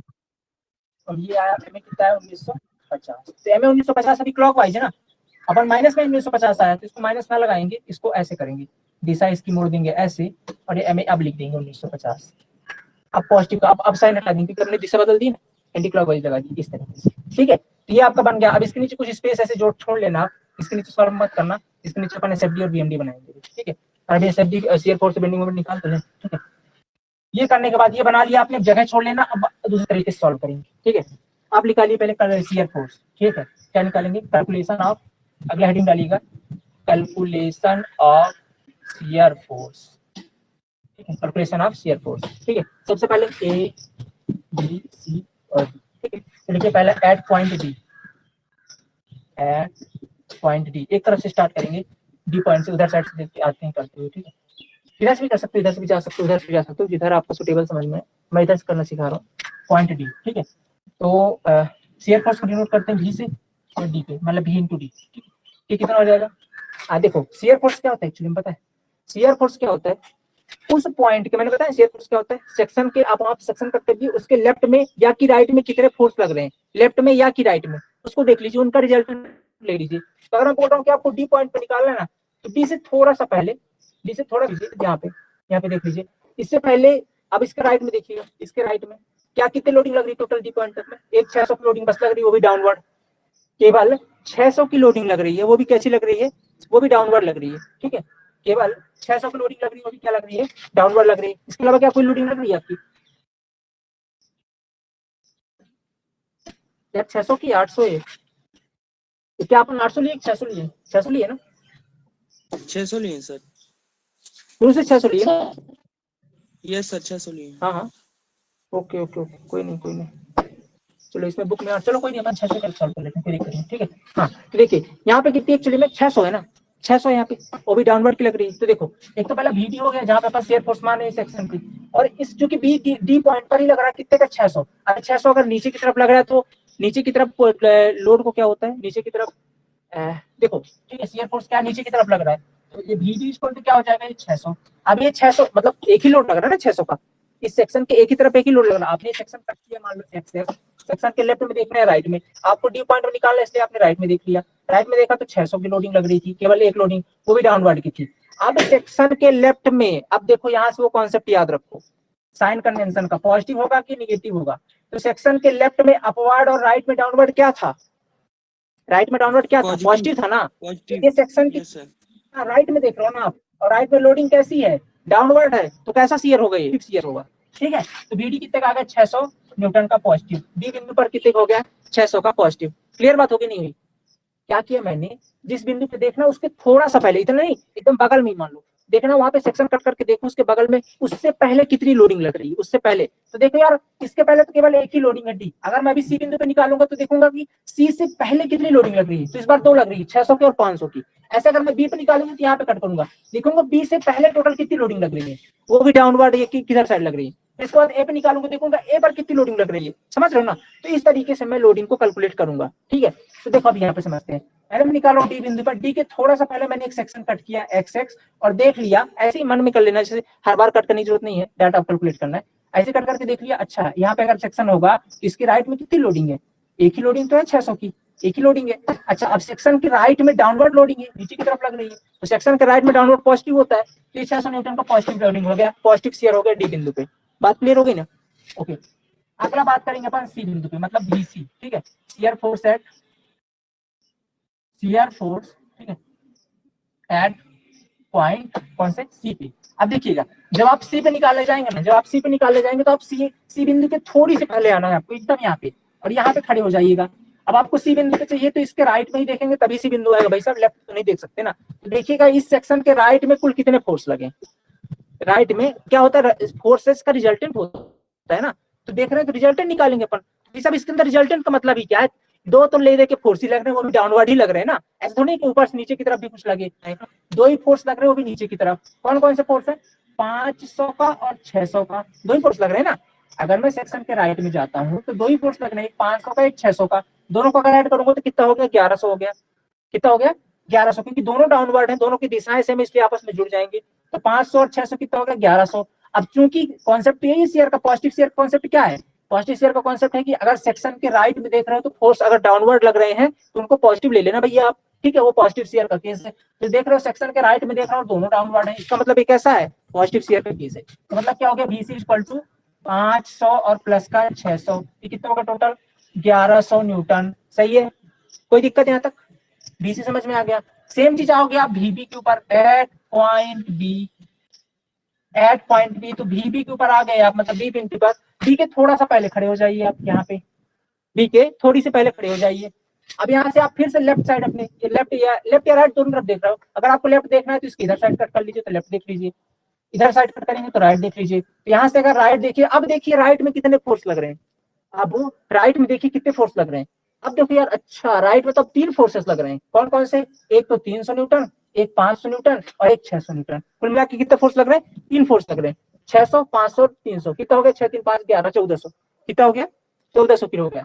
तो अब इस बार जो वीबी होगा, वीबी पर अब चूंकि तीनों डाउनवर्ड है, डाउनवर्ड लोडिंग सेक्शन के राइट में क्या होती है, पॉजिटिव होती है, तो पॉजिटिव पे 1400, मतलब ये पॉजिटिव पे 1400 न्यूटन का शियर फोर्स आ रहा है इस बी बिंदु पे। अब आ जाते हैं अपन ए बिंदु पे। अब मैंने दिमाग लगाया यार भैया, मैं अगर इसका राइट देखूंगा तो मैं राइट तो इधर साइड खड़ा हूँ, मेरे को पूरे फोर्स एनालिसिस करने पड़ेंगे। एक काम करो ना, अब इसके सेक्शन के लेफ्ट में देख लो, इधर क्योंकि बीम ही खत्म हो जा रही तो राइट में देख नहीं सकता, वैसा ए बिंदु की इधर साइड कहाँ खड़ा हूँ, हवा में थोड़ी खड़ा रहता, उधर तो बीम ही खत्म हो गई।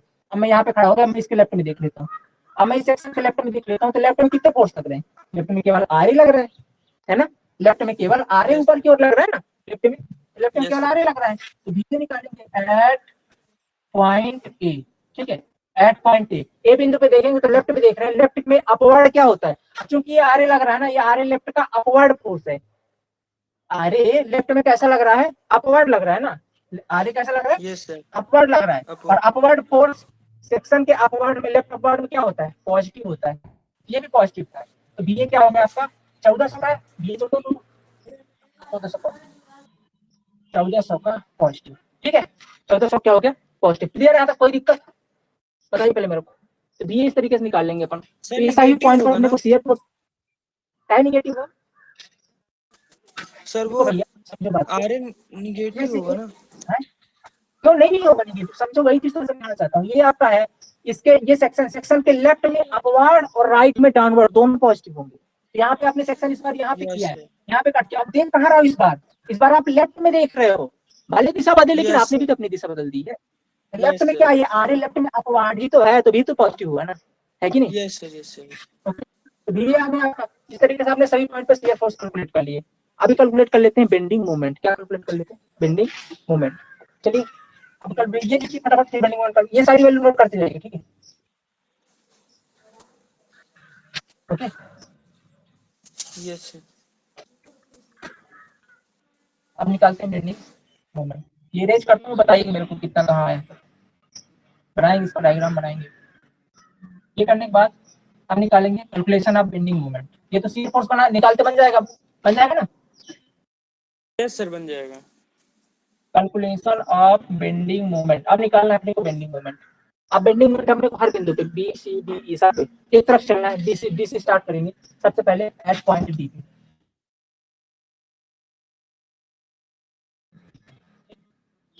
देखिएगा बेंडिंग मोमेंट निकालने के दो ना, आपको निकालना उससे थोड़ा सा पहले एक सेक्शन मानिए, कहाँ पे मानेंगे, एक सेक्शन मानेंगे इस बिंदु पे, इस बिंदु पे एक्स सेक्शन, इस डी से कुछ दूरी पर, कितनी दूरी पर मान लो एक्स दूरी पर, डी से आपने एक्स दूरी पर एक सेक्शन माना है, कितना माना है, इस डी से एक्स दूरी पर आपने क्या माना है, एक सेक्शन। यहाँ पे बना सकते हो इस सेक्शन को, ये सेक्शन है आपका एक्स एक्स, और इससे आप ये कितनी दूरी पर है, ये एक्स दूरी पर है, किस बिंदु से, ये है आपकी डी पॉइंट से। डी पॉइंट पे एक लोडिंग लग रही है कितने की, 600 न्यूटन की, और ठीक है ये आपका डी पॉइंट। उससे पहले आपने एक सेक्शन मान, उससे थोड़ा सा पहले एक्स दूरी पर एक सेक्शन मान लीजिए, ठीक है। अब इस एक्स सेक्शन के अबाउट, इस एक्स सेक्शन के अबाउट इस 600 न्यूटन के कारण कितना मोमेंट आएगा वो लिखिए, ठीक है। तो ये जो आपका m into x, x section है तो m इंटू एक्स होगा, मतलब मोमेंट एट एक्स सेक्शन, तो mx बराबर क्या हो गया, 600 इंटू का x। भाई साहब अगर मैं पूछूं कि इस एक्स सेक्शन पे इस 600 के कारण कितना मोमेंट आएगा, तो आप बोलोगे भैया 600 और इंटू परपेंडिकुलर डिस्टेंस, परपेंडिकुलर कितनी है, x दूरी पर है, तो 600 इंटू का x, सही बात है क्या, 600 इंटू का x, तो मतलब जो mx आ गया आपका 600 इंटू का x आ गया, बात सही है। लेकिन एक बात बताओ मेरे को, ये तो आपने x सेक्शन पे निकाला है ना, ये तो आपने किस पे निकाला है, x सेक्शन पे। अपने को कहाँ पे निकालना था, पॉइंट डी पे निकालना था। तो कहिए अच्छा पॉइंट डी पे निकालना, तो बहुत आसान है, ऐसे आपको समीकरण पता चल गया ना, एक काम करिए ना, इसको पॉइंट डी पे रख दीजिए, एम डी तो 600। अब इंटू बताइए क्या पॉइंट डी से ही ये दूरी स्टार्ट हुई थी, ये जो x दूरी आपने ली थी पॉइंट डी की ली थी, तो जो x की वैल्यू पॉइंट डी पर कितनी होगी, x की वैल्यू पॉइंट डी पर कितनी होगी, पता बता कितनी होगी यार, 0 नहीं होगी क्या। देखो मेरी बात सुनना, मैं बोलता हूँ कि आप 10 सेंटीमीटर की लाइन खींचो, तो आपने क्या, ये लो भैया हमने खींच दिया 10 सेंटीमीटर। अब मैं बोलूँ यार 10 सेंटीमीटर ये ए बिंदु से लेकर के बी बिंदु तक की दूरी है, ए से लेकर के बी तक की दूरी है। अब पूछू कि अच्छा ए बिंदु पर कितनी दूरी है, बोलो भैया ए से तो शुरू ही हुई है यार, ऐसे कैसी बात कर रहे हो, ए बिंदु से तो ये लाइन शुरू हुई, तो ए बिंदु पे तो 0 है ना, फिर थोड़ी बढ़ते बढ़ते बढ़ते बढ़ते फिर जब बी पे पहुंच गई तो इसकी लंबाई 10 हुई है। तो सेम चीज तो यहाँ पे है ना, ये जो x है ये कहाँ से स्टार्ट हुआ है, ये डी से तो अपनी दूरी x मानी है x सेक्शन की, डी से तो x स्टार्ट हुआ, तो बढ़ते बढ़ते बढ़ते जब ये x सेक्शन तक पहुंचा होगा तब इसकी लंबाई x हुई है। लेकिन जब ये डी बिंदु पर ही था तभी 0 था, जब डी बिंदु पर था क्या था 0, मतलब डी बिंदु पर दूरी कितनी है 0, तो x की वैल्यू 0 रख देंगे, तो एम डी बराबर क्या आ गया, moment at point D equal to 0, मतलब जो मोमेंट आएगा डी बिंदु पर कितना आएगा, बेंडिंग मोमेंट 0 होगा। बात क्लियर होगी, कोई डाउट। सर ऐसे में तो सबका 0 हो जाएगा ना, नहीं सबका कैसे होगा, अभी देखते हैं सबका होगा कैसे, अगर सी पे करेंगे तो कहाँ होगा सबका 0, देखते हैं सबका 0 हो ही नहीं सकता। अच्छा अभी आप इसका साइन कन्वेंशन देखिए, ये बताइए मेरे को, ये जो 600 का लोडिंग है ये इसको कैसा बेंडिंग मोमेंट देगा, इसमें सैगिंग का देगा कि हॉगिंग का देगा, कैसे देगा बताइए। तो आप बोलोगे भैया ये तो इसको बेंड करेगा, तो अपन बेंड करके देखते हैं, चलिए थोड़ा सा बीम की थिकनेस मान लेते तो हमको समझ में, ये लो बीम की थिकनेस है, इस पे ऐसी लोडिंग लगी है, अब ये सेक्शन तो आपने फिक्स कर दिया है, क्योंकि कैंटिलीवर बीम है तो फिक्स हो गया सेक्शन। अब इसके ऊपर आप लोडिंग लगाओ तो बेंड तो ऐसे होगी, कुछ ऐसे बेंड होगी, नहीं ऐसे बेंड होगी, ऐसे बेंड होगी ना। तो यार भैया इसके अंदर तो इसका जो एक्सट्रीम फाइबर है वो खींच रहा है, टेंशन में है, इसका लोअर पार्ट कंप्रेशन के अंदर है, और अगर ऐसा कुछ भी जुगाड़ होता है ना, मतलब लोअर पार्ट कंप्रेशन में और अपर पार्ट यानी कि एक्सट्रीम पार्ट टेंशन में, तो हॉगिंग का बेंडिंग मोमेंट हमने पढ़ा है, अभी तो पढ़ाया, अभी ऐसा पढ़ाया हॉगिंग का। अच्छा तो मतलब यहाँ पास हॉगिंग का बेंडिंग मोमेंट है, और अगर हॉगिंग है तो क्या होगा, निगेटिव, मतलब ये माइनस का आएगा, और माइनस 0 लगाओ ना लगाओ, इसके अपन यहाँ पे नहीं लगाते, एमडी इक्वल टू क्या हो गया 0, डी बिंदु पर बेंडिंग मोमेंट कितना हो गया आपका 0 हो गया। क्लियर बात, कोई दिक्कत नहीं। हाँ इस तरीके से आपको बेंडिंग मोमेंट निकालना है, ये तो पॉइंट बी पर हो गया। अब अगला चलेंगे अपन किस पॉइंट पे, अगला चलेंगे अपन किस पॉइंट पे, अगला चलेंगे अपन सी पॉइंट पे, ठीक है। एड पॉइंट आप सी बिंदु पे निकालिए, आप सी बिंदु पे निकालना चाहते हैं तो उससे पहले एक सेक्शन कट कर लीजिए, ये मान लीजिए सेक्शन आपका एक्स एक्स है, जो कि इस डी बिंदु से अब एक्स दूरी पर है, इसी दूरी पर, दूरी हमेशा डी बिंदु से माननी है, और कितनी दूरी एक्स दूरी, चलिए उस सेक्शन का अपन कट यहाँ बना लेते हैं। ये मान लीजिए आपका सेक्शन एक्स एक्स है, ये आपका डी बिंदु है, और ये आपका सी बिंदु है, ये आपका सी है, ये डी है, यहाँ पे लोडिंग लग रही है 600 की, और यहाँ पे लोडिंग लग रही है आपकी 500 की, ठीक है। और ये इनकी दूरी कितनी है, ये दूरी आपकी 0.8 है, और ये पूरी लंबाई आपकी कितनी है x है, ठीक है। आपने इस डी बिंदु से x दूरी पर एक सेक्शन माना है x x। अब इस x x सेक्शन पर ये 500 और ये 600 के कारण कितना बेंडिंग मोमेंट आएगा वो निकाल दीजिए आप, उसका समीकरण बनाइए। तो देखिए mx इक्वल टू बनाएंगे समीकरण तो क्या होगा बताइए, mx इक्वल टू समीकरण बनाएंगे तो क्या होगा, क्या होगा बताइए, ये 600 इंटू कितने का दे रहे हैं आप, 600 इंटू कितने का देगा, ये 600 इंटू कितने का देगा भाई, 600 इंटू एक्स का देगा, 600 इंटू एक्स का देगा, बताइए। और वो भी कैसा, ऐसा हॉगिंग का है तो निगेटिव होगा, हॉगिंग का है तो कैसा होगा, निगेटिव होगा। इसके बाद 500 की बात कर लेते हैं, माइनस, ये भी हॉगिंग का ही देगा, माइनस 500 इंटू हॉगिंग का। देखो सिंपल से दिमाग लगाना, ये एक तरफ फिक्स है, इसे ऐसा इधर साइड फिक्स कर दिया आपने, तो अब चूंकि कैंटिलीवर बीम है, एक तरफ फिक्स इसका सिरा, अब नीचे दबेगा यार, तो इसका अगर नीचे कोई चीज अगर आप इधर फिक्स कर दोगे और इसको दबाओगे तो क्या होगा, ऐसे तनेगी नहीं, ऐसे ऐसे तनेगी, तो अगर तनेगी तो ऊपर तो टेंशन नहीं आएगा, और ऊपर टेंशन आएगा मतलब हॉगिंग हो गया, ऐसे दिमाग लगा लीजिएगा। ये हॉगिंग का है, अब हॉगिंग का है तो निगेटिव लेंगे, मतलब ये 500, और ये दूरी कितनी है, ये एक्स सेक्शन के अबाउट 500 कितने का देगा, इतना, माने एक्स में कितना माइनस कर दीजिए आप, 0.8 माइनस कर दीजिए, 0. है ना, मतलब टोटल दूरी x है, उसमें से अगर अपन ये डिस्टेंस चाहिए हमको तो ये वाली डिस्टेंस माइनस करनी पड़ेगी। नहीं समझ पा रहे हो यार, देखो समझो, टोटल दूरी x है, ये 600 दिया है इस सेक्शन के अबाउट, ये जो आपका x है सेक्शन, चलो मैं इसको फिर से बनाता हूं, एक बार फिर से बनाता हूं, ठीक है, ये आपका x सेक्शन है यहाँ पे, ठीक है, और यहाँ पे बिंदु आपका D है, और यहाँ पे आपका पॉइंट है क्या C, ठीक है, तो ये आपकी लोडिंग है 500 की, ये आपकी लोडिंग है 600 की, ये 500 600 के बीच में दूरी 0.8 है। मैंने इस x सेक्शन को कितनी दूरी पर माना है, इस D बिंदु से x दूरी पर माना है, कितनी दूरी पर, x दूरी पर। तो अगर मैं बोलूं कि भैया आप इस x सेक्शन के अबाउट मूवमेंट बताओ, मतलब mx बताओ, तो सबसे पहला लोड कौन सा है, 600, 600 कितने का मूवमेंट देगा, 600 इंटू जितनी इससे दूरी होगी, दूरी कितनी है, x है, तो 600 इंटू एक्स। अब चूंकि हॉगिंग का दे रहा है इसलिए निगेटिव लगा दिए, फिर माइनस, अब ये 500 कितने का देगा, तो 500 की कितनी दूरी है इस x सेक्शन से, तो बोलेगा 500 की, टोटल दूरी तो x है, ये वाली दूरी 0.8 है, तो अगर अपन x में से इस 0.8 को घटा दे तो ये वाली दूरी बचेगी ना, ये वाली दूरी हमको चाहिए, ये दूरी कितनी होगी, x माइनस का 0.8, इतनी दूरी का देगा, मानिए 500 इंटू का x माइनस का 0.8, इतने का मूवमेंट देगा ये, है ना, सही है, बोलो बात सही है यार भैया, कोई दिक्कत नहीं। अच्छा, अब अपने को निकालना किस बिंदु पर है, इस सी बिंदु पे निकालना है, किस बिंदु पे निकालना है, इस सी बिंदु पे निकालना है, तो चलिए सी बिंदु पे निकालते हैं, ये एम सी इक्वल टू, ठीक है,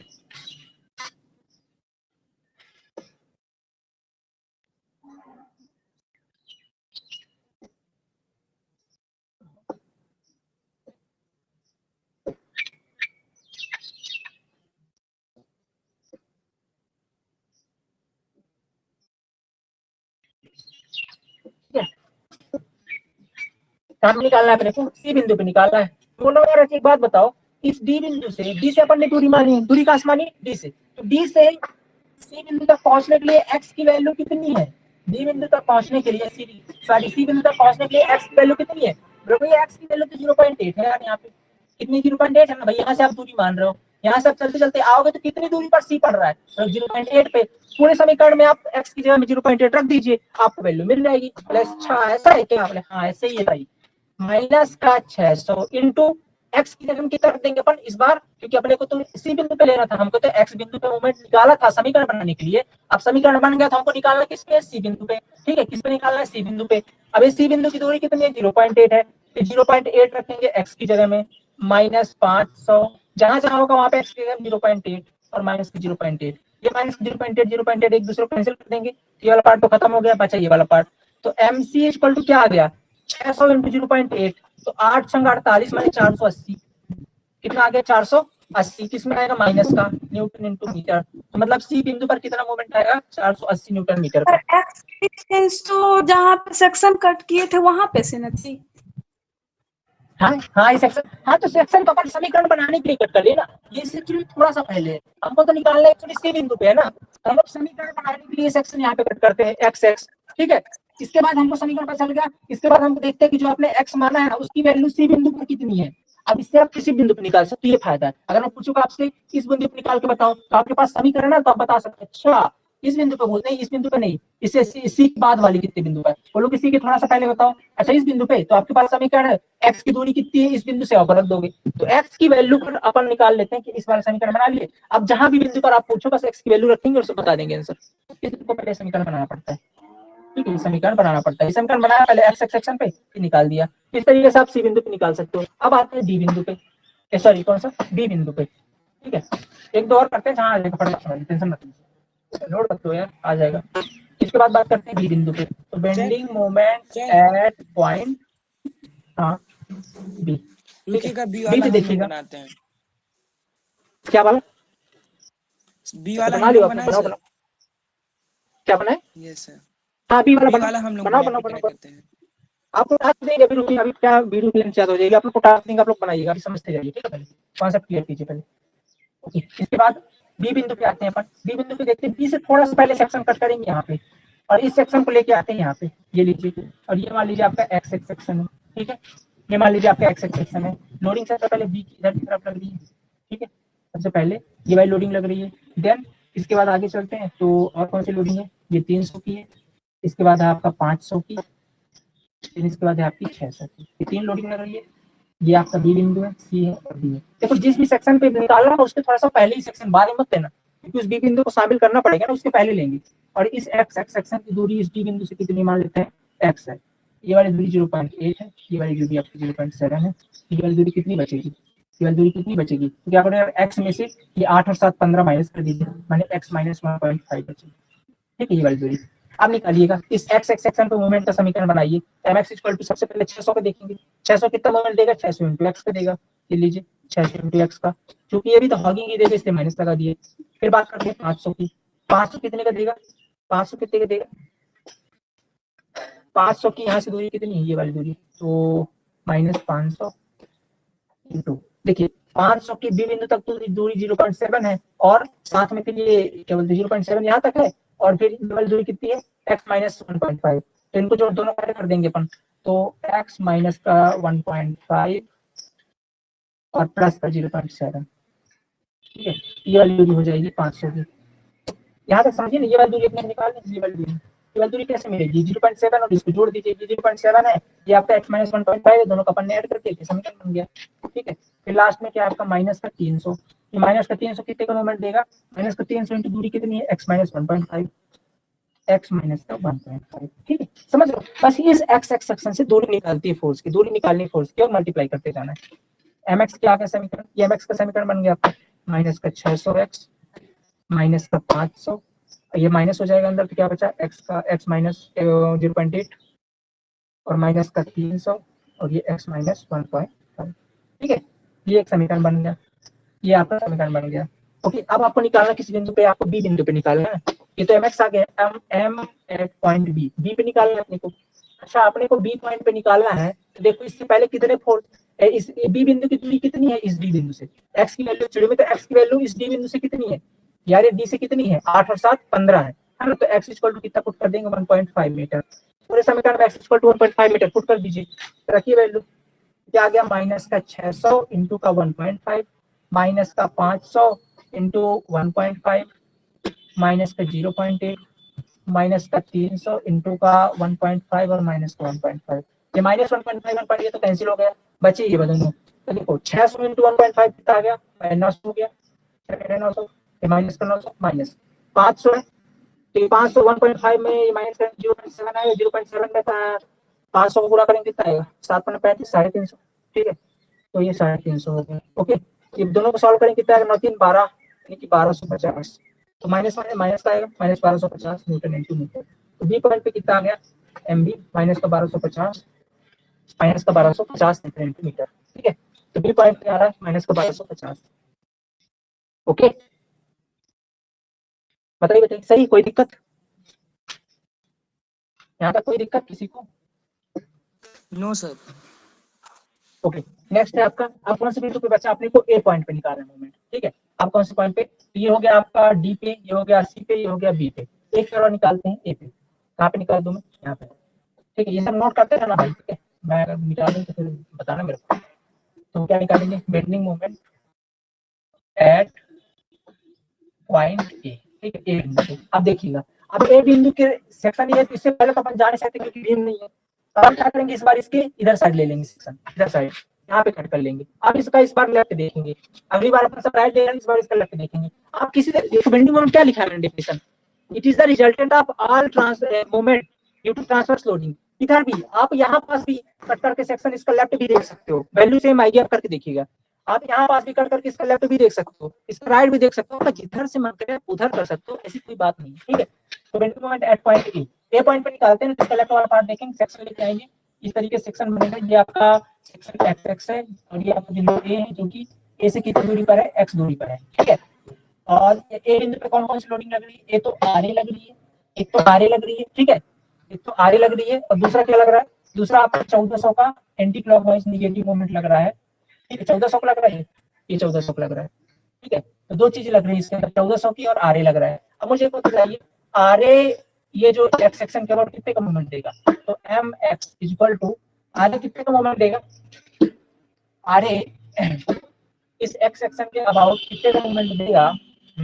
तो आर ए मोमेंट देगा आपका, मान लीजिए R A into X, R A into का एक्स, ठीक है। अब एक चौकी देखो, आप समझिए यहाँ पे ये इसको चौकी क्लॉकवाइज मूवमेंट देगा। क्यों क्लॉकवाइज देगा? क्योंकि यार ये इस बार बीम को ऐसे मोड़ेगा, इस सेक्शन के अबाउट बीम को ऐसे मोड़ेगा, ऐसे मुड़ेगा। तो ये नीचे वाला देखो, ऊपर वाला पार्ट कंप्रेशन में हो गया, नीचे वाला टेंशन में हो गया, ये ऐसा आएगा पॉजिटिव पर, इसलिए पर अपन पॉजिटिव लेगी इनटू एक्स माइनस। अब चूंकि यहाँ पे 14 है तो ऑलरेडी माइनस में है, जो इसका दिशा विपरीत ना, ये तो माइनस में ऑलरेडी था, तो माइनस का 1400 तो ऑलरेडी होगी इनका, ये मतलब निगेटिव मोमेंट है, तो 1400 ही हो गया। और भी कुछ लग रहा है क्या? नहीं, बस लेफ्ट में तो इतने ही फोर्स है। तो एम एक्स इक्वल टू, अब चूंकि देखिए एम एक्स तो आपका समीकरण ये बन गया।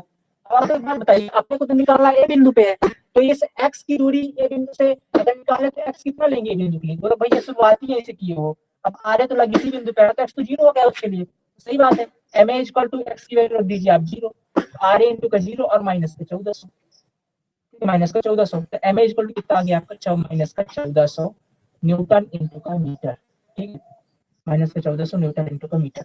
ये हर बिंदु पर आपने क्या निकाल लिया? मोमेंट फाइंड कर लिया है, ठीक है। कोई दिक्कत बताइए यहाँ तक, पहले बताइए कोई दिक्कत यहाँ तक क्या? एक्स को जीरो कैसे लिए? एक्स को 0 ऐसे लिए ना, देखिए जैसे यहाँ पे बनाते हैं, चलिए फिर से इसको थोड़ा समझाते हैं। इसे बोल देते हैं ये है, ये आपका क्या था?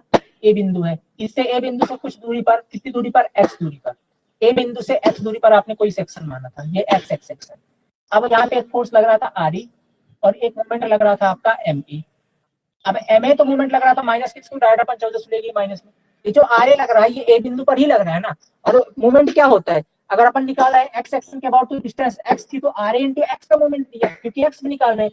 लेकिन अगर अपन इसको कम करते करते करते करते आ जाएंगे ए बिंदु पे, ये एक्स कम होते होते होते होते कितना हो जाएगा? 0 बचेगा ना। एक्स की वैल्यू ए बिंदु पर कितनी है भाई साहब? ए बिंदु पर आप घर से निकल रहे हो, मार्केट जा रहे हो, ठीक है, आपका घर से मार्केट की दूरी 2 किलोमीटर है। अभी आप घर पे खड़े हो तो आपने कितनी दूरी तय करी है? तो अभी आपने 0 दूरी तय करी। जब आप मार्केट पहुंच जाओगे तो 2 किलोमीटर तय करोगे।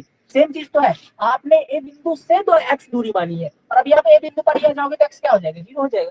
सेम चीज तो ये एक्स इक्वल टू 0 रखेंगे, एक्स 0 रखेंगे तो आगे वाला पार्ट 0 हो गया, बचा क्या? माइनस का 1400 किलोमीटर। हाँ बताइए, सही है? ओके, अब ये सारी वैल्यू आप नोट करिए, अब इसका बनाएंगे एसएफडी और बीएमडी, ठीक है। ये भी वैल्यू निकाली, अब बनाएंगे डायग्राम बनाएंगे, ठीक है। तो ठीक है, नोट कर लिए ना वैल्यू, फटाफट मेरे को बताते जाना सारी वैल्यूज, ठीक है। कौन कौन सी वैल्यूज है? एमबी कितना है ये नोट कर लेता हूँ मैं। एमबी कितना है? माइनस का 1250 न्यूटन मीटर, ठीक है। ऐसे मैंने बोला था इसके नीचे स्पेस छोड़ के रखना, इसी के नीचे बनाना है आपको। तो इसके नीचे जो आपने स्पेस छोड़ा वहां पे बनाइए इसको।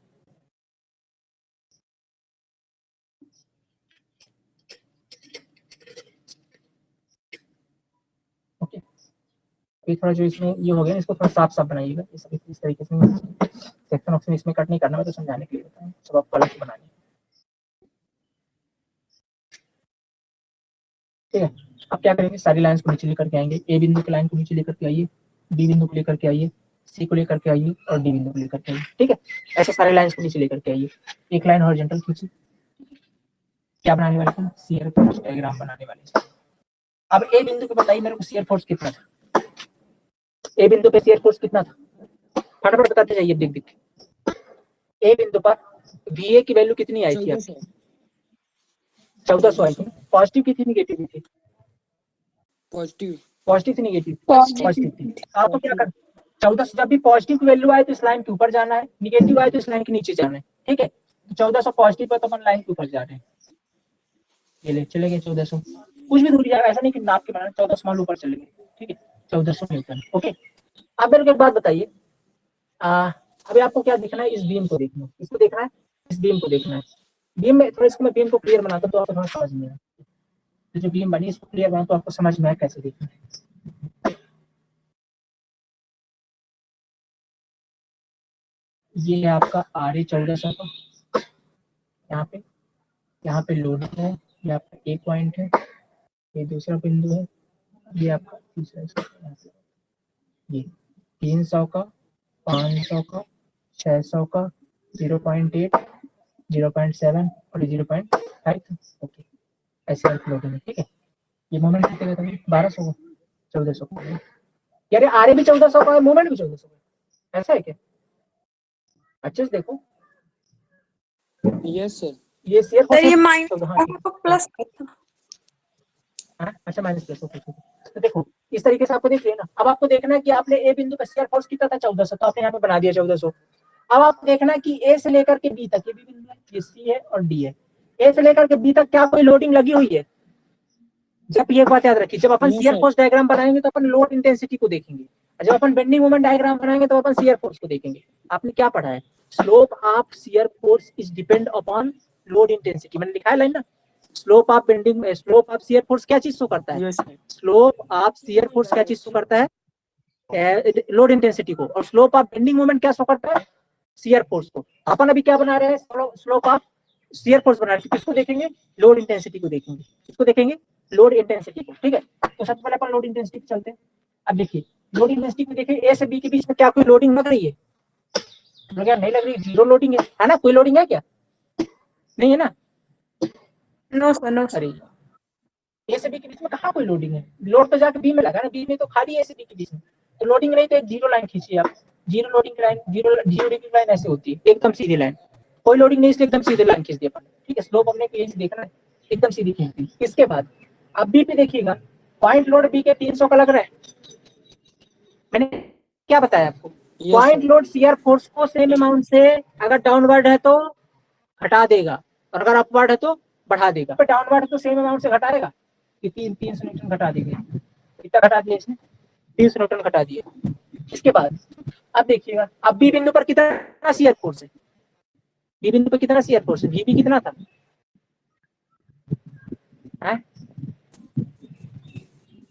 बताइए बताइए, बताइए वीबी कितना है? वीबी पे शियर फोर्स कितना है? अरे बी पे 1400 है। 1400 ये 1400। Yes sir. बी बिंदु पे 1400। Yes sir. क्या बात है?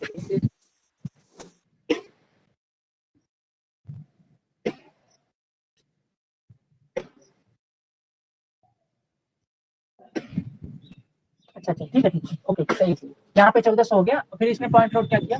ये 0 डिग्री आया, अपन पॉइंट लोड से कम कर दिया, ठीक है।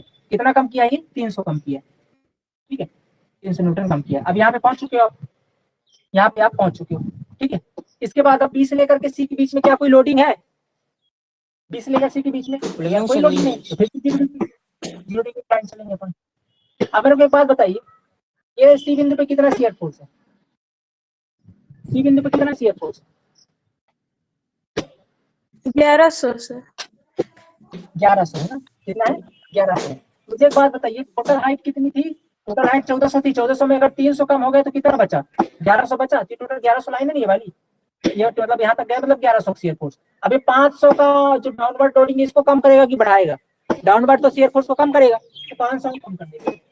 ये आ गया यहाँ पे 500 और कम कर दिया इसने। कितना कम किया? ये 500 डिक्रीज किया है, ऐसा लिख देना, ठीक है। 500 इसने डिक्रीज कर दिया। ये जो हाइट है कितनी है? 500 की, ठीक है। ये वाली 300 की है। अब देखिएगा सी से लेकर के डी के बीच में कोई लोडिंग है क्या? सी से लेकर डी के बीच में कोई लोडिंग नहीं, तो फिर एक सीधा लाइन जाएगा। अब इस बार ये 600 का है, कितने का लोडिंग है? 600 का। मुझे एक बात बताइए, थोड़ा समझते जाइएगा। यहाँ पे टोटल 1400 था, एक सीधी लाइन गई थी, ये वाली 14 सीधी, ये 300 कम हो गया तो कितना बचा? ये 1100 बचा। फिर आगे गया, अब 1100 में 500 कम हो गया तो कितना बचा? 600 बचा।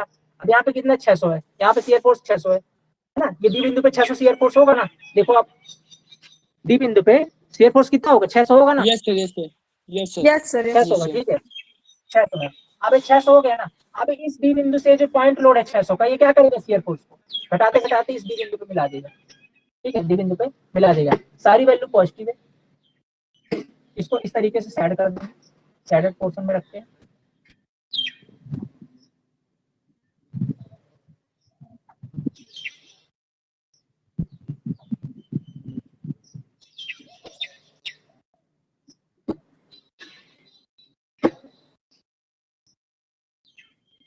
ठीक है, इस तरीके से ऐड कर देंगे। ये आपका SFD है, शेयर फोर्स डायग्राम।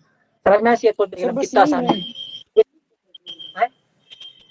यही बस है शेयर फोर्स डायग्राम। BMD बनाएंगे, इसके बाद BMD। अब देखिएगा BMD आ जाइए, बेंडिंग मोमेंट डायग्राम। BMD में एक लाइन खींचनी है आपको ऐसे, ठीक है। पॉजिटिव वाला लाइन, पॉजिटिव वाली वैल्यू ऊपर, नेगेटिव वाली वैल्यू नीचे। ए बिंदु पर बताइए बेंडिंग मोमेंट कितना है? ए बिंदु पर बेंडिंग मोमेंट कितना है? ए बिंदु पर बेंडिंग मोमेंट की वैल्यू कितनी, जल्दी बताता हूँ। ए बिंदु पर 1400 क्या आई है? -1400, -1400 क्या आई है? -1400, मतलब लाइन के नीचे जाएंगे, लाइन के नीचे जाएंगे 1400 तक। ये मान लो 1400 है, माइनस का 1400। अब -100 नहीं करना क्योंकि आप ऑलरेडी लाइन के नीचे हो। जब लाइन के आप नीचे चले जाओ तो -100 मत करना, माइनस आपको केवल यहाँ देखना है। लाइन के ऊपर गए तो ऑलरेडी वो मतलब आप समझ गए भाई साहब आप पॉजिटिव हो, ठीक है, आप पॉजिटिव हो। लाइन के नीचे है तो मतलब समझ गए निगेटिव हो, तो लाइन के नीचे मतलब एक पॉजिटिव एक निगेटिव चल रहा है। इसके बाद देखिए आप बी बिंदु पे आइएगा, अब यहाँ पे कॉन्सेप्ट शुरू होगा, ठीक है। अब देखिए, अब आप बेंडिंग मोमेंट बना रहे हो तो बेंडिंग मोमेंट का स्लोप किस पे डिपेंड करेगा?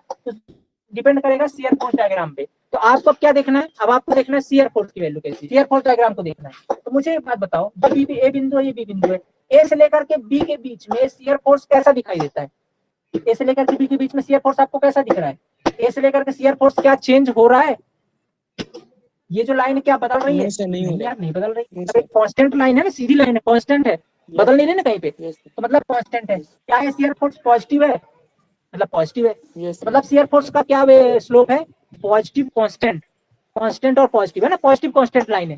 क्या शियर फोर्स? पॉजिटिव और कांस्टेंट। देखा ना, इसको समझ में आ गया, पॉजिटिव कांस्टेंट है, ठीक है। मतलब अब अपन ने स्लोप कॉन्सेप्ट पढ़ा है। पॉजिटिव और कांस्टेंट की लाइन कैसी होती है? पॉजिटिव और कांस्टेंट की लाइन ऐसी होती है ना, याद करो, पढ़ा था। ऑल पॉजिटिव और कांस्टेंट है स्लोप, ये पॉजिटिव कांस्टेंट की लाइन है। तो मतलब ये है कि यहाँ से जो बेंडिंग मोमेंट या तो ऐसे ऐसे ऐसे कुछ ऐसे जाएगा, पर ये बी बिंदु में कहाँ पास टकराएगा? बी बिंदु में कहाँ पे टकराएगा? तो बी बिंदु पर बेंडिंग मोमेंट कितना था बताओ? बी बिंदु पर बेंडिंग मोमेंट 1250 था ना, माइनस का 1250 था, मतलब नीचे ही आएगा 1250। ये 1400 है, इससे थोड़ा सा नीचे जाएगा, मतलब मान लेते इसकी साइड यहाँ पे आएगा, थोड़ा सा नीचे 1250 यहाँ पे आएगा। मतलब ये है कि जो कांस्टेंट लाइन है ना, पॉजिटिव कांस्टेंट की लाइन, तो इसको इस तरीके से यहाँ पे टच करेगी। सही है? हाँ, कोई दिक्कत? Yes sir.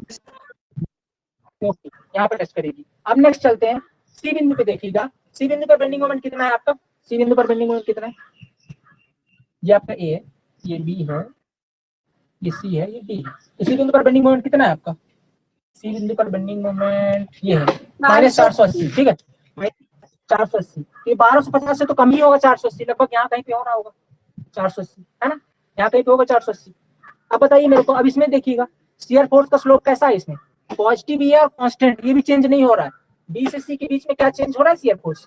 यहाँ पे देखो, यहाँ पे एकदम बराबर लाइन जा रही है और पॉजिटिव वाले पॉजिटिव कांस्टेंट है, पर यहाँ भी लाइन एकदम पॉजिटिव कांस्टेंट चली जाएगी। ये लो मान लो 480 यहाँ पे पॉजिटिव कांस्टेंट हो गई। अब आ जाते हैं डी बिंदु पे। डी बिंदु पर शियर को बेंडिंग मोमेंट कितना है? डी बिंदु पर, डी बिंदु पर बेंडिंग मोमेंट तो 0 है, मतलब अब इस बार आके बिंदु को यहाँ पे मिला दो 0 पे पॉइंट पे। अगर ये पॉइंट 0 है मान लो, ठीक है, यहाँ पास 0 है, तो यार शियर फोर्स का स्लोप देख लो, शियर फोर्स कैसा है? बी से सी से लेकर डी के बीच में, ये भी पॉजिटिव कांस्टेंट है, तो मतलब एक पॉजिटिव कांस्टेंट की लाइन से डी बिंदु पे जाके मिलाइए। ये आपका एकदम सीधी लाइन है, स्केल लग के खींचना इनको, एकदम सीधी लाइन है, कांस्टेंट लाइन, ये मिला दो, ठीक है। ये आपका क्या कहला गया? Bending moment diagram. और एक चूंकि निगेटिव है, इसलिए निगेटिव साइन से, और फिर इसको थोड़ा सा साइड कर दीजिए।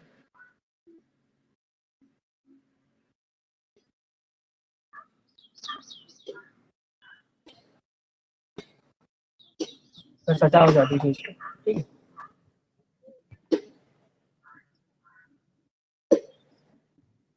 हो गया, ठीक है। ये 1250 newton into metre, 480 newton into metre, और ये 1400 न्यूटन इंटू मीटर, और यहाँ पे आ गए 0। ये आपका बीएमडी हो गया, ये आपका सर्किट हो गया, फाइनल आंसर हो गया आपका, ये आपका फाइनल आंसर। जो क्वेश्चन करे उसका ये सोल्यूशन, फाइनली आपका सोल्यूशन ये, ठीक है। बनेगा ना बनेगा ये बताओ?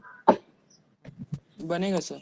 बन जाएगा। ठीक है, बन जाएगा। यस सर बन जाएगा। ओके, ये तो मान लो नॉर्मल पॉइंट लोड का था, ये तो बहुत इजी वाला क्वेश्चन है। इसके बाद अब जैसे इसमें लोडिंग कंडीशन चेंज होंगी, अब इसके अंदर यूडीएल लगेगा, तो फिर इधर स्लोप भी बदल जाएंगे। फिर अपन वहाँ पे positive constant, positive decreasing, positive increasing के स्लोप लेकर के आएंगे। कार्बो टाइप का कुछ स्लोप आएगा फिर नेक्स्ट क्वेश्चन के अंदर। तो अगर अब 1-2 क्वेश्चन दे रहा हूँ आपको, करिएगा।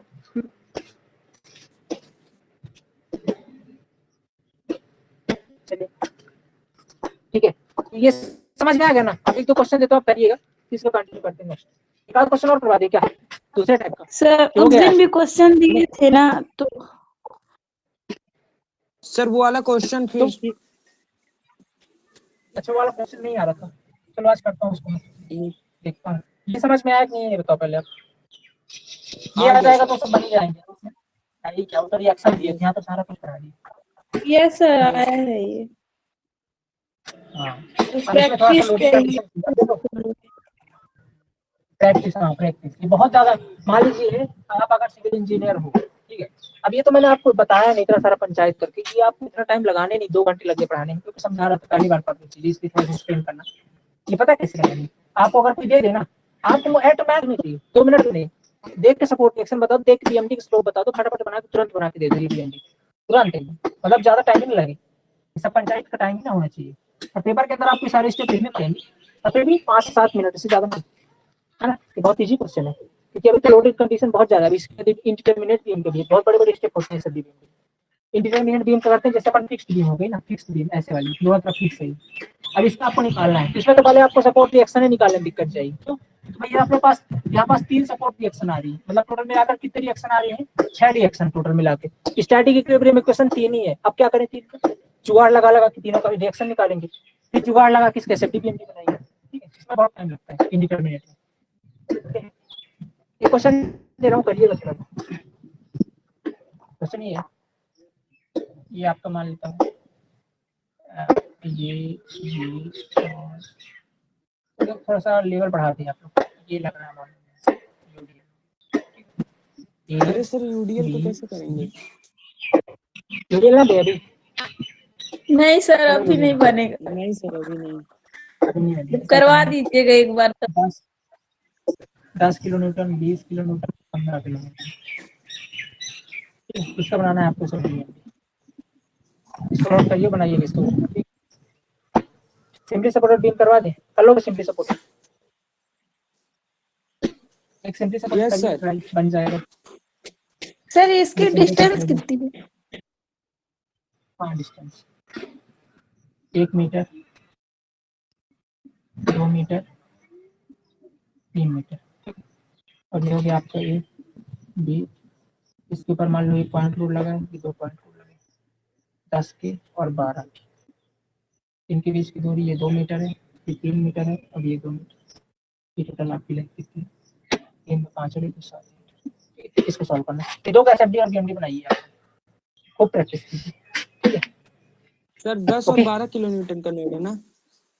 हाँ 10 और 12, 10 और 12, हाँ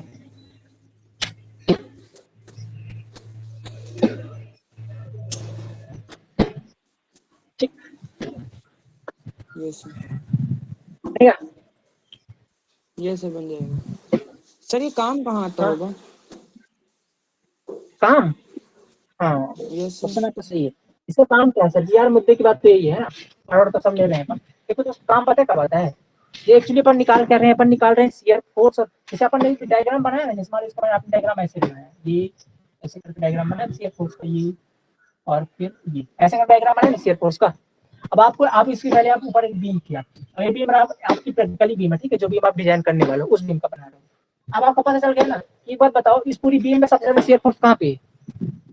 शेयर फोर्स तो ये वाले पे है। अब शेयर फोर्स एक प्रकार का क्या है, लोड है ना, जिसके कारण आपकी बीम टूट सकती है ना। तो हमको पता चल गया ना शेयर फोर्स डायग्राम से, यार सबसे ज्यादा लोड कहाँ पे है, बोलोगे यार यहाँ। तो अपन क्या करेंगे, इस वाले पोर्शन पे ना ज्यादा मटेरियल डालेंगे, कि शेयर के को रेजिस्ट करने वाले शेयर रिइंफोर्समेंट डालेंगे, या बेंट अप बार्स डालेंगे, तो इस वाले पार्ट में डालेंगे ज्यादा। इधर साइड उतनी जरूरत नहीं, क्या उतनी जरूरत है, जितना मटेरियल आपको यहाँ चाहिए, क्या उतना मटेरियल की रिक्वायरमेंट इस कोने पर है? नहीं है ना। हमको अगर ये नहीं पता है, ये नहीं बनाएंगे तो कैसे पता चलेगा कहाँ पे कितना है। तो अपन फिर यहाँ पर कम मटेरियल डालते हैं, यहाँ पे ज्यादा डालते हैं, हम लोग कैसे बचत होती है। हमको अगर पता ना हो तो अपन तो ठूस के भर दें, पैसा में टूटे ना, बात खत्म, भर दो इसके अंदर मटेरियल जितना भरना हो, है ना। क्योंकि हमको पता ही नहीं कहाँ पे शियर फोर्स ज्यादा है, कहाँ पे कम, अंदाजे लगा दो, कहीं भी आए मटेरियल डाल दो, टूटना नहीं चाहिए, तो ऐसा में घाटा लग जाएगा ना, काफी ज्यादा मटेरियल आपको डालना पड़ेगा। इकोनॉमी का भी ध्यान रखना है। आपने प्रिंसिपल ऑफ प्लानिंग के अंदर इकोनॉमी वाला पढ़ा, बहुत ज्यादा इंपॉर्टेंट है। 10वां पॉइंट था इकोनॉमी। सब कुछ आपने बहुत सुंदर बिल्डिंग बना दी, बहुत मस्त एकदम झकाझक बना दिया, आपकी इकोनॉमी आपके बजट से बाहर जा रही, क्या ही मतलब? तो फिर इकोनॉमी का भी ध्यान रखना है कि नहीं रखना? तो इसलिए इकोनॉमी पर्पज से जैसे अपन देखते हैं कहाँ पे शियर फोर्स ज्यादा है, अच्छा बाबू यहाँ पे शियर फोर्स ज्यादा है तो आप शियर इन्फोर्समेंट यहाँ पे लगाइए, यहाँ पे आपको रिक्वायरमेंट नहीं है, तो यहाँ पे तो कम है, यहाँ थोड़ी बहुत डाल दीजिए, दैट्स इट। तो यहाँ पे ज्यादा जरूरत है आपको, ठीक है। दूसरी चीज क्या होती है, अभी आर्ट हिस्ट्री डिजाइन पढ़ोगे तो इनकी सारी डिजाइनिंग होती है, तब आपको समझ में आएगा। दूसरी चीज क्या है, दूसरी चीज ये है कि जैसे बेंडिंग मोमेंट की बात करते हैं। अब बेंडिंग मोमेंट क्या है, बेंडिंग मोमेंट का ऐसा बनाया आपने, ऐसा बनाया ना बेंडिंग मोमेंट ऐसा।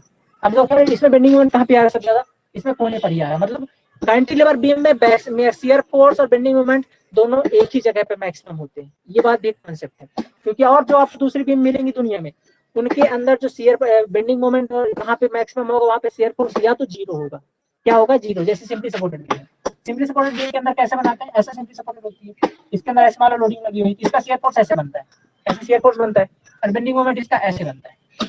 अब देख रहे हो शियर फोर्स यहाँ जीरो, वहाँ बेंडिंग मोमेंट मैक्सिमम, उल्टा चलता है। लेकिन कैंटिलीवर बीम में यहाँ पर शियर फोर्स भी मैक्सिमम, शियर फोर्स कैसे देखा आपने, ये और ये ऐसे बना, यहाँ पास शियर फोर्स भी मैक्सिमम, यहाँ पास बेंडिंग मोमेंट भी मैक्सिमम, एक ही बिंदु पे दोनों मैक्सिमम है ना। तो कैंटिलीवर का ऐसे जुगाड़ है कि मतलब इसमें निगेटिव बेंडिंग मोमेंट आता है, हॉगिंग का आता है पहली बार, सारे हॉगिंग बेंडिंग मोमेंट मिले अपने को, देखो निगेटिव का है हॉगिंग, इसके अंदर पॉजिटिव का आता है, ये निगेटिव का रहता है, ये पॉजिटिव का रहता है, ठीक है। तो क्या बोल रहे हैं अपन कि ये जो नेगेटिव का बेंडिंग मोमेंट आ रहा है ये सिर्फ इस बिंदु पे आता है, तो अपने को जो मैक्सिमम रॉड वगैरह डालनी है बेंडिंग मोमेंट के लिए और शियर के दोनों कहाँ पे डालनी है, इसमें इसी बिंदु पे डालनी है। और यहाँ पे क्या कोई जरूरत है बताइए, आपको अगर याद हो, देखिए मैं आपको इसका प्रैक्टिकल उदाहरण बताता हूँ। आपके घरों में जाकर के निहारिएगा आज, कैंटिलीवर जो होती है, कैंटिलीवर क्या होती है, जैसे मान लेते हो आपकी बिल्डिंग है और बिल्डिंग से थोड़ी सी आपकी छत ऐसे बाहर निकली हुई ताकि आपके घर में पानी अच्छी दीवार वगैरह ना पड़ी, ऐसे निकली रहती छत बाहर, है ना। Yes sir. जब छत बाहर निकली रहती है तो यहाँ पर बीम डालते हैं जिसे कैंटिलीवर बीम बोलते हैं, है ना, क्योंकि हवा में छत नहीं छोड़ सकते अपन, क्या डालते हैं, बीम डालते हैं, जिसे बोलते हैं अपन कैंटिलीवर, क्या बोलते हैं, कैंटिलीवर। अब ये कैंटिलीवर क्या होती है, कैंटिलीवर ऐसे बनाई जाती है, ये दीवार के पास थोड़ी सी मोटी रहती है, दीवार के पास थोड़ी सी मोटी रहती है और जाते जाते ऐसे पतली हो जाती है, ऐसे रहती है, ऐसे और ऐसे हो जाती है।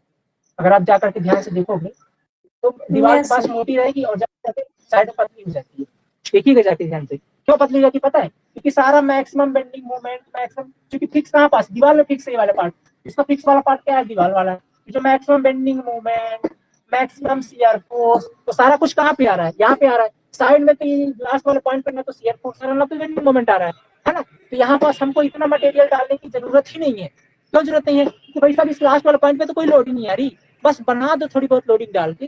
बट क्या एक्चुअल में उतना मटेरियल आपको डालने की जरूरत है जितना अपन ने इस वाले पॉइंट पे डाला, क्या उतनी कंक्रीट यहाँ पे डालने की जरूरत है, उतना स्टील रॉड डालने की जरूरत है अपने को नहीं है, इसलिए अपन इस कैंटिलीवर बीम को पतला कर देते हैं। तो अपन ने मटेरियल बचा लिया, बचाया कि नहीं बचा, हम कब बचा पाए, जब आपको इस चीज के बारे में पता था कि भैया शियर फोर्स ना लास्ट वाले पॉइंट पे जीरो होता है, बेंडिंग मोमेंट जीरो होता है। पर अपने के जो मिस्त्री होते हैं, अब बोले मिस्त्री क्या पढ़े ये सब चीज, अरे उनको नहीं पता ये सब कॉन्सेप्ट, वो जुगाड़ जानते हैं, लास्ट में पतला करना है बस, उनसे कॉन्सेप्ट का कोई मतलब नहीं, ठीक है। वो क्या जानते हैं, बस लास्ट में पतला करना है, मोटा करना है, हमारा काम ही क्या है जब वही सब कर लेते हैं तो। हाँ, वही तो, नहीं तो आपका काम यहाँ नहीं है, ठीक है। आपका काम कब पड़ेगा, जब आप 8-10 मंजिल 12 मंजिल की बिल्डिंग बनी, फिर वहाँ पे मिस्त्री का दिमाग काम नहीं करता, फिर आपको वहाँ पे बैठ के बताना। आप देखते हो कभी जब बहुत बहुमंजिला इमारतें बनती है तो इंजीनियर लेके कॉपी पेन घूमता रहता है, बताता रहता है कि यहाँ पे इतने डिस्टेंस पे बार को बेंड करो, इतने डिस्टेंस पे बार को बांधो, है ना, सारी चीज स्पेसिंग सब बताता रहता है। 1-2 मंजिल के केस में उतनी लोडिंग नहीं आती तो लोग इतना ज्यादा ऑलरेडी मटेरियल ठूस देते हैं मिस्त्री लोग कि कुछ वजन टूटेगा नहीं, तो लोग जुगाड़ तो जानते नहीं। इंजीनियर काम का पड़ते बहुत बड़ी बिल्डिंग मिलती है, अब उतनी बड़ी बिल्डिंग में लोग अगर मटेरियल ठूस देंगे तो इकोनॉमी से बाहर चला गया, पहली चीज है ना, इतनी बड़ी बिल्डिंग में। और दूसरी चीज अगर सही जुगाड़ नहीं जानेंगे तो फेल हो जाएगा स्ट्रक्चर, इसलिए वहाँ पे इंजीनियर जरूरत पड़ती है। तो बहुत बड़ी बड़ी बिल्डिंग में थोड़ी बहुत 1 मंजिल 2 मंजिल में कहाँ इंजीनियर जरूरत पड़ेगी यार, ये तो मैं मिस्त्री बना लेते हैं। तो आपकी जरूरत बहुमंजिला इमारतों में, ठीक है, पहले सब चीज सीखे रहोगे तभी तो काम आएगा, तो रोज क्या करोगे, समझे, बनेगा ना बनेगा। तो इसीलिए बोलता हूँ शियर फोर्स बेंडिंग मोमेंट बहुत इंपॉर्टेंट है, बहुत एक्चुअली पूरा सोम ही बहुत ज्यादा इंपॉर्टेंट है। सोम के बिना तो आपका कल्याण हो ही नहीं सकता सिविल इंजीनियरिंग के अंदर, आप कल्पना ही ना करिए सोम के बिना सिविल इंजीनियरिंग की, क्योंकि आप अगर आरसीसी पढ़ोगे आपके सोम के कॉन्सेप्ट नहीं बनते तो इन्हीं के बाद अब जैसे आपने डिजाइन कर लिया ना शियर फोर्स यहाँ पे इतना है, तो आपको जब डिजाइन कर ले तब तो पता चलेगा इसके लिए डिजाइन भी करना है, इसके लिए स्टील रॉड कितने डालोगे कितना क्या, तो कब पता चलेगा, जब आप डिजाइन करना जानोगे तब ना, ये बहुत ज्यादा जरूरी है, ठीक है। अब जो लोग नहीं लिए ना उनको बता रहा हूँ ना, जो लोग सोम मिस कर देंगे ना सिविल इंजीनियरिंग में, उनका सिविल इंजीनियरिंग, वो लोग फाइनल ईयर जाते जाते तो सिविल इंजीनियरिंग छोड़ देंगे, ये तो फाइनल ईयर कैसे कैसे करके फिर सिविल इंजीनियरिंग से वास्ता छोड़ देंगे। जो लोग अगर एक बार सोम मिस कर गए ना सिविल इंजीनियरिंग के अंदर, तो उनका कभी इंटरेस्ट जग ही नहीं सकता सिविल इंजीनियरिंग में, ना वो कोई एग्जाम कभी फाइट कर पाएंगे। मेरे स्लीप के ले लो, कोई गारंटी, सारा सिविल इंजीनियरिंग छोड़ दिए, क्योंकि ये इतना ज्यादा इंपॉर्टेंट है। सिविल के लिए कोई है ही नहीं, जान है सिविल इंजीनियरिंग की, रीड की हड्डी बोलते हैं इसको। ये नहीं आएगा तो आपसे कुछ बनेगा ही नहीं यार, और सब्जेक्ट समझ में ही नहीं आएंगे, इसलिए इतना ज्यादा इंपॉर्टेंट है ना। इसको पढ़ना बहुत ज्यादा जरूरी है, वो भी डिटेल में पढ़ना जरूरी है, सोम बननी चाहिए, ठीक है। खैर चलिए, तो आज का लेक्चर यहीं पे रखते हैं, 2 घंटे ऑलमोस्ट हो चुके हैं, है ना। Yes sir. आप भी थक गए होगे? नहीं थका? मैं तो नहीं थका एक्चुअली, मेरे को इंटरेस्ट है अंदर से पढ़ना, मैं तो अभी 2 घंटे और तो पढ़ा सकता हूँ, मेरे को दिक्कत नहीं, ठीक है। पर आप लोग थक गए होगे ना पढ़ पढ़ के, है कि नहीं। तो ये था अपना, कल इस टॉपिक के 2-3-4 अपडेट नहीं कल करेंगे, कुछ और अलग टाइप के करेंगे, जैसे एक ऐसे उसका करेंगे सिंपली सपोर्टेड का, एक ओवर हैंगिंग बीम का करेंगे, 2-3 न्यूमेरिकल और करेंगे, फिर चैप्टर फिनिश, ठीक है। अपन चलेंगे नेक्स्ट सॉइल के चैप्टर, ठीक है। हाँ सर इसका सिलेबस बताइए बता बताइए। दीजिए, क्या क्या है इसमें। सोम के अंदर यस। देखिए, सोम के अंदर लिखाए थे एक बार। लिखवाए तो नहीं। हाँ क्या लिखवाए, देखो फर्स्ट आपका बेसिक कॉन्सेप्ट आप बेसिक कॉन्सेप्ट हो चुका है। दूसरा आपका एसएफडी बीएमडी चल रहा है, ठीक है। तीसरा आपका डिफ्लेक्शन, जो कि अभी पढ़ेंगे, डिफ्लेक्शन। चौथा आपका बेंडिंग स्ट्रेस, नहीं चौथा आपका transformation of sir stress, transformation. हाँ ट्रांसफॉर्मेशन ऑफ स्ट्रेस। पांचवा आपका बेंडिंग स्ट्रेस, फिर आपका है शियर स्ट्रेस, फिर आपका है बेंडिंग स्ट्रेस, शियर स्ट्रेस, फिर आपका टॉर्सन। टॉर्सन के बाद है आपका स्प्रिंग, स्प्रिंग के बाद है आपका normal topic column, normal topic है आपका कॉलम। 10वां है आपका कॉलम हो गया, और क्या स्प्रिंग हो गया, हाँ pressure share vessels, stress bending stress. Pressure vessels हो गया, शियर हो गया, प्रेशर वेसल्स हो गया। 11वां है आपका मोमेंट ऑफ इनर्शिया वाला topic, moment of inertia and CG, ठीक है। और 12वां टॉपिक है आपका सम इम्पोर्टेंट, एक और कोई टॉपिक बच गया है अभी, basic concept SFD BMD deflection transformation bending shear और सम, हाँ combined stress, combined stress, combined stress, ये 12 टॉपिक है समथिंग। ये सब याद होनी चाहिए, मुंह में याद होने चाहिए, पता है। मेरा एक ऑडियो है, ठीक है, मैं जब रिवाइज करता था लास्ट टाइम, सर वो मैंने एक ऑडियो इलास्टिक वाला कौन। हाँ कौन सा, इलास्टिक वाला।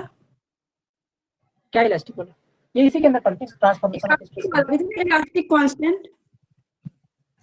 इलास्टिक, हाँ वो तो इसके अंदर पढ़ते हैं, बेसिक कॉन्सेप्ट के अंदर इलास्टिक कॉन्सेप्ट वगैरह, बेसिक कॉन्सेप्ट के अंदर अच्छा, तो जो पढ़ इलास्टिक ली। कांस्टेंट्स होते हैं ना, पढ़ लिए आप लोग।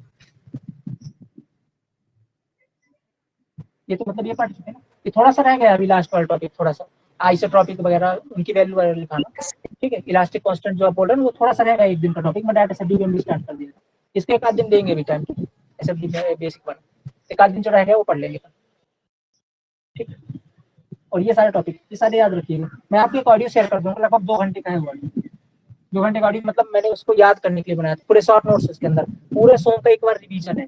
जैसे मैंने अपने नोट्स खोली, मैं रिवाइज कर रहा था तो बार बार भूल जा रहा था, मतलब इंपॉर्टेंट बहुत सारे फार्मूले इसके अंदर, बहुत सारे भयंकर फार्मूले सॉन्ग के अंदर, भूल जा रहे थे एग्जाम टाइम के लिए, फार्मूले इंपॉर्टेंट है, तो मैंने उसको रिकॉर्ड कर लिया था अपनी आवाज में, तो मैं उसको सुनता रहता था ईयरफोन लगा के, जैसे गाना सुनते हैं वैसे ऐसे सुनता रहता था। अपनी आवाज में जब कोई चीज रिकॉर्ड करो तो बड़ी अच्छी लगती है, ठीक है। जैसे कोई गाना, अब बोलते हैं ना, हमेशा जो सिंगर होते हैं उनको मतलब गाना गाते हैं उसको खुद की आवाज तो बड़ी अच्छी लगती है, भले दुनिया को लगने लगे। तो ऐसे रहता है कि मैंने सारा रिकॉर्ड करके रख लिया था, उसको सुनना आप, तो उसमें सारे कॉन्सेप्ट हैं, सारे एक बार में, मतलब एक बार में पूरे सॉन्ग का रिवीजन है, पूरा सॉन्ग एक बार में पूरा खत्म 2 घंटे के अंदर। तो कोई भी चीज याद करने की सबसे बेस्ट तरीके है उसको रिकॉर्ड कर लीजिए, सुनते रहिए बार बार बार बार बार, क्या तो जाएगी। खैर चलिए यहीं पे लेक्चर एंड करते हैं, है ना, 9:30 बज चुके हैं, और कल ये टॉपिक कंटिन्यू करेंगे, वीडियो मिल जाएगा, अभी रिकॉर्ड तो हो रहा है, ठीक है। तो देख लीजिएगा इसको, ओके, थैंक यू। हम्म।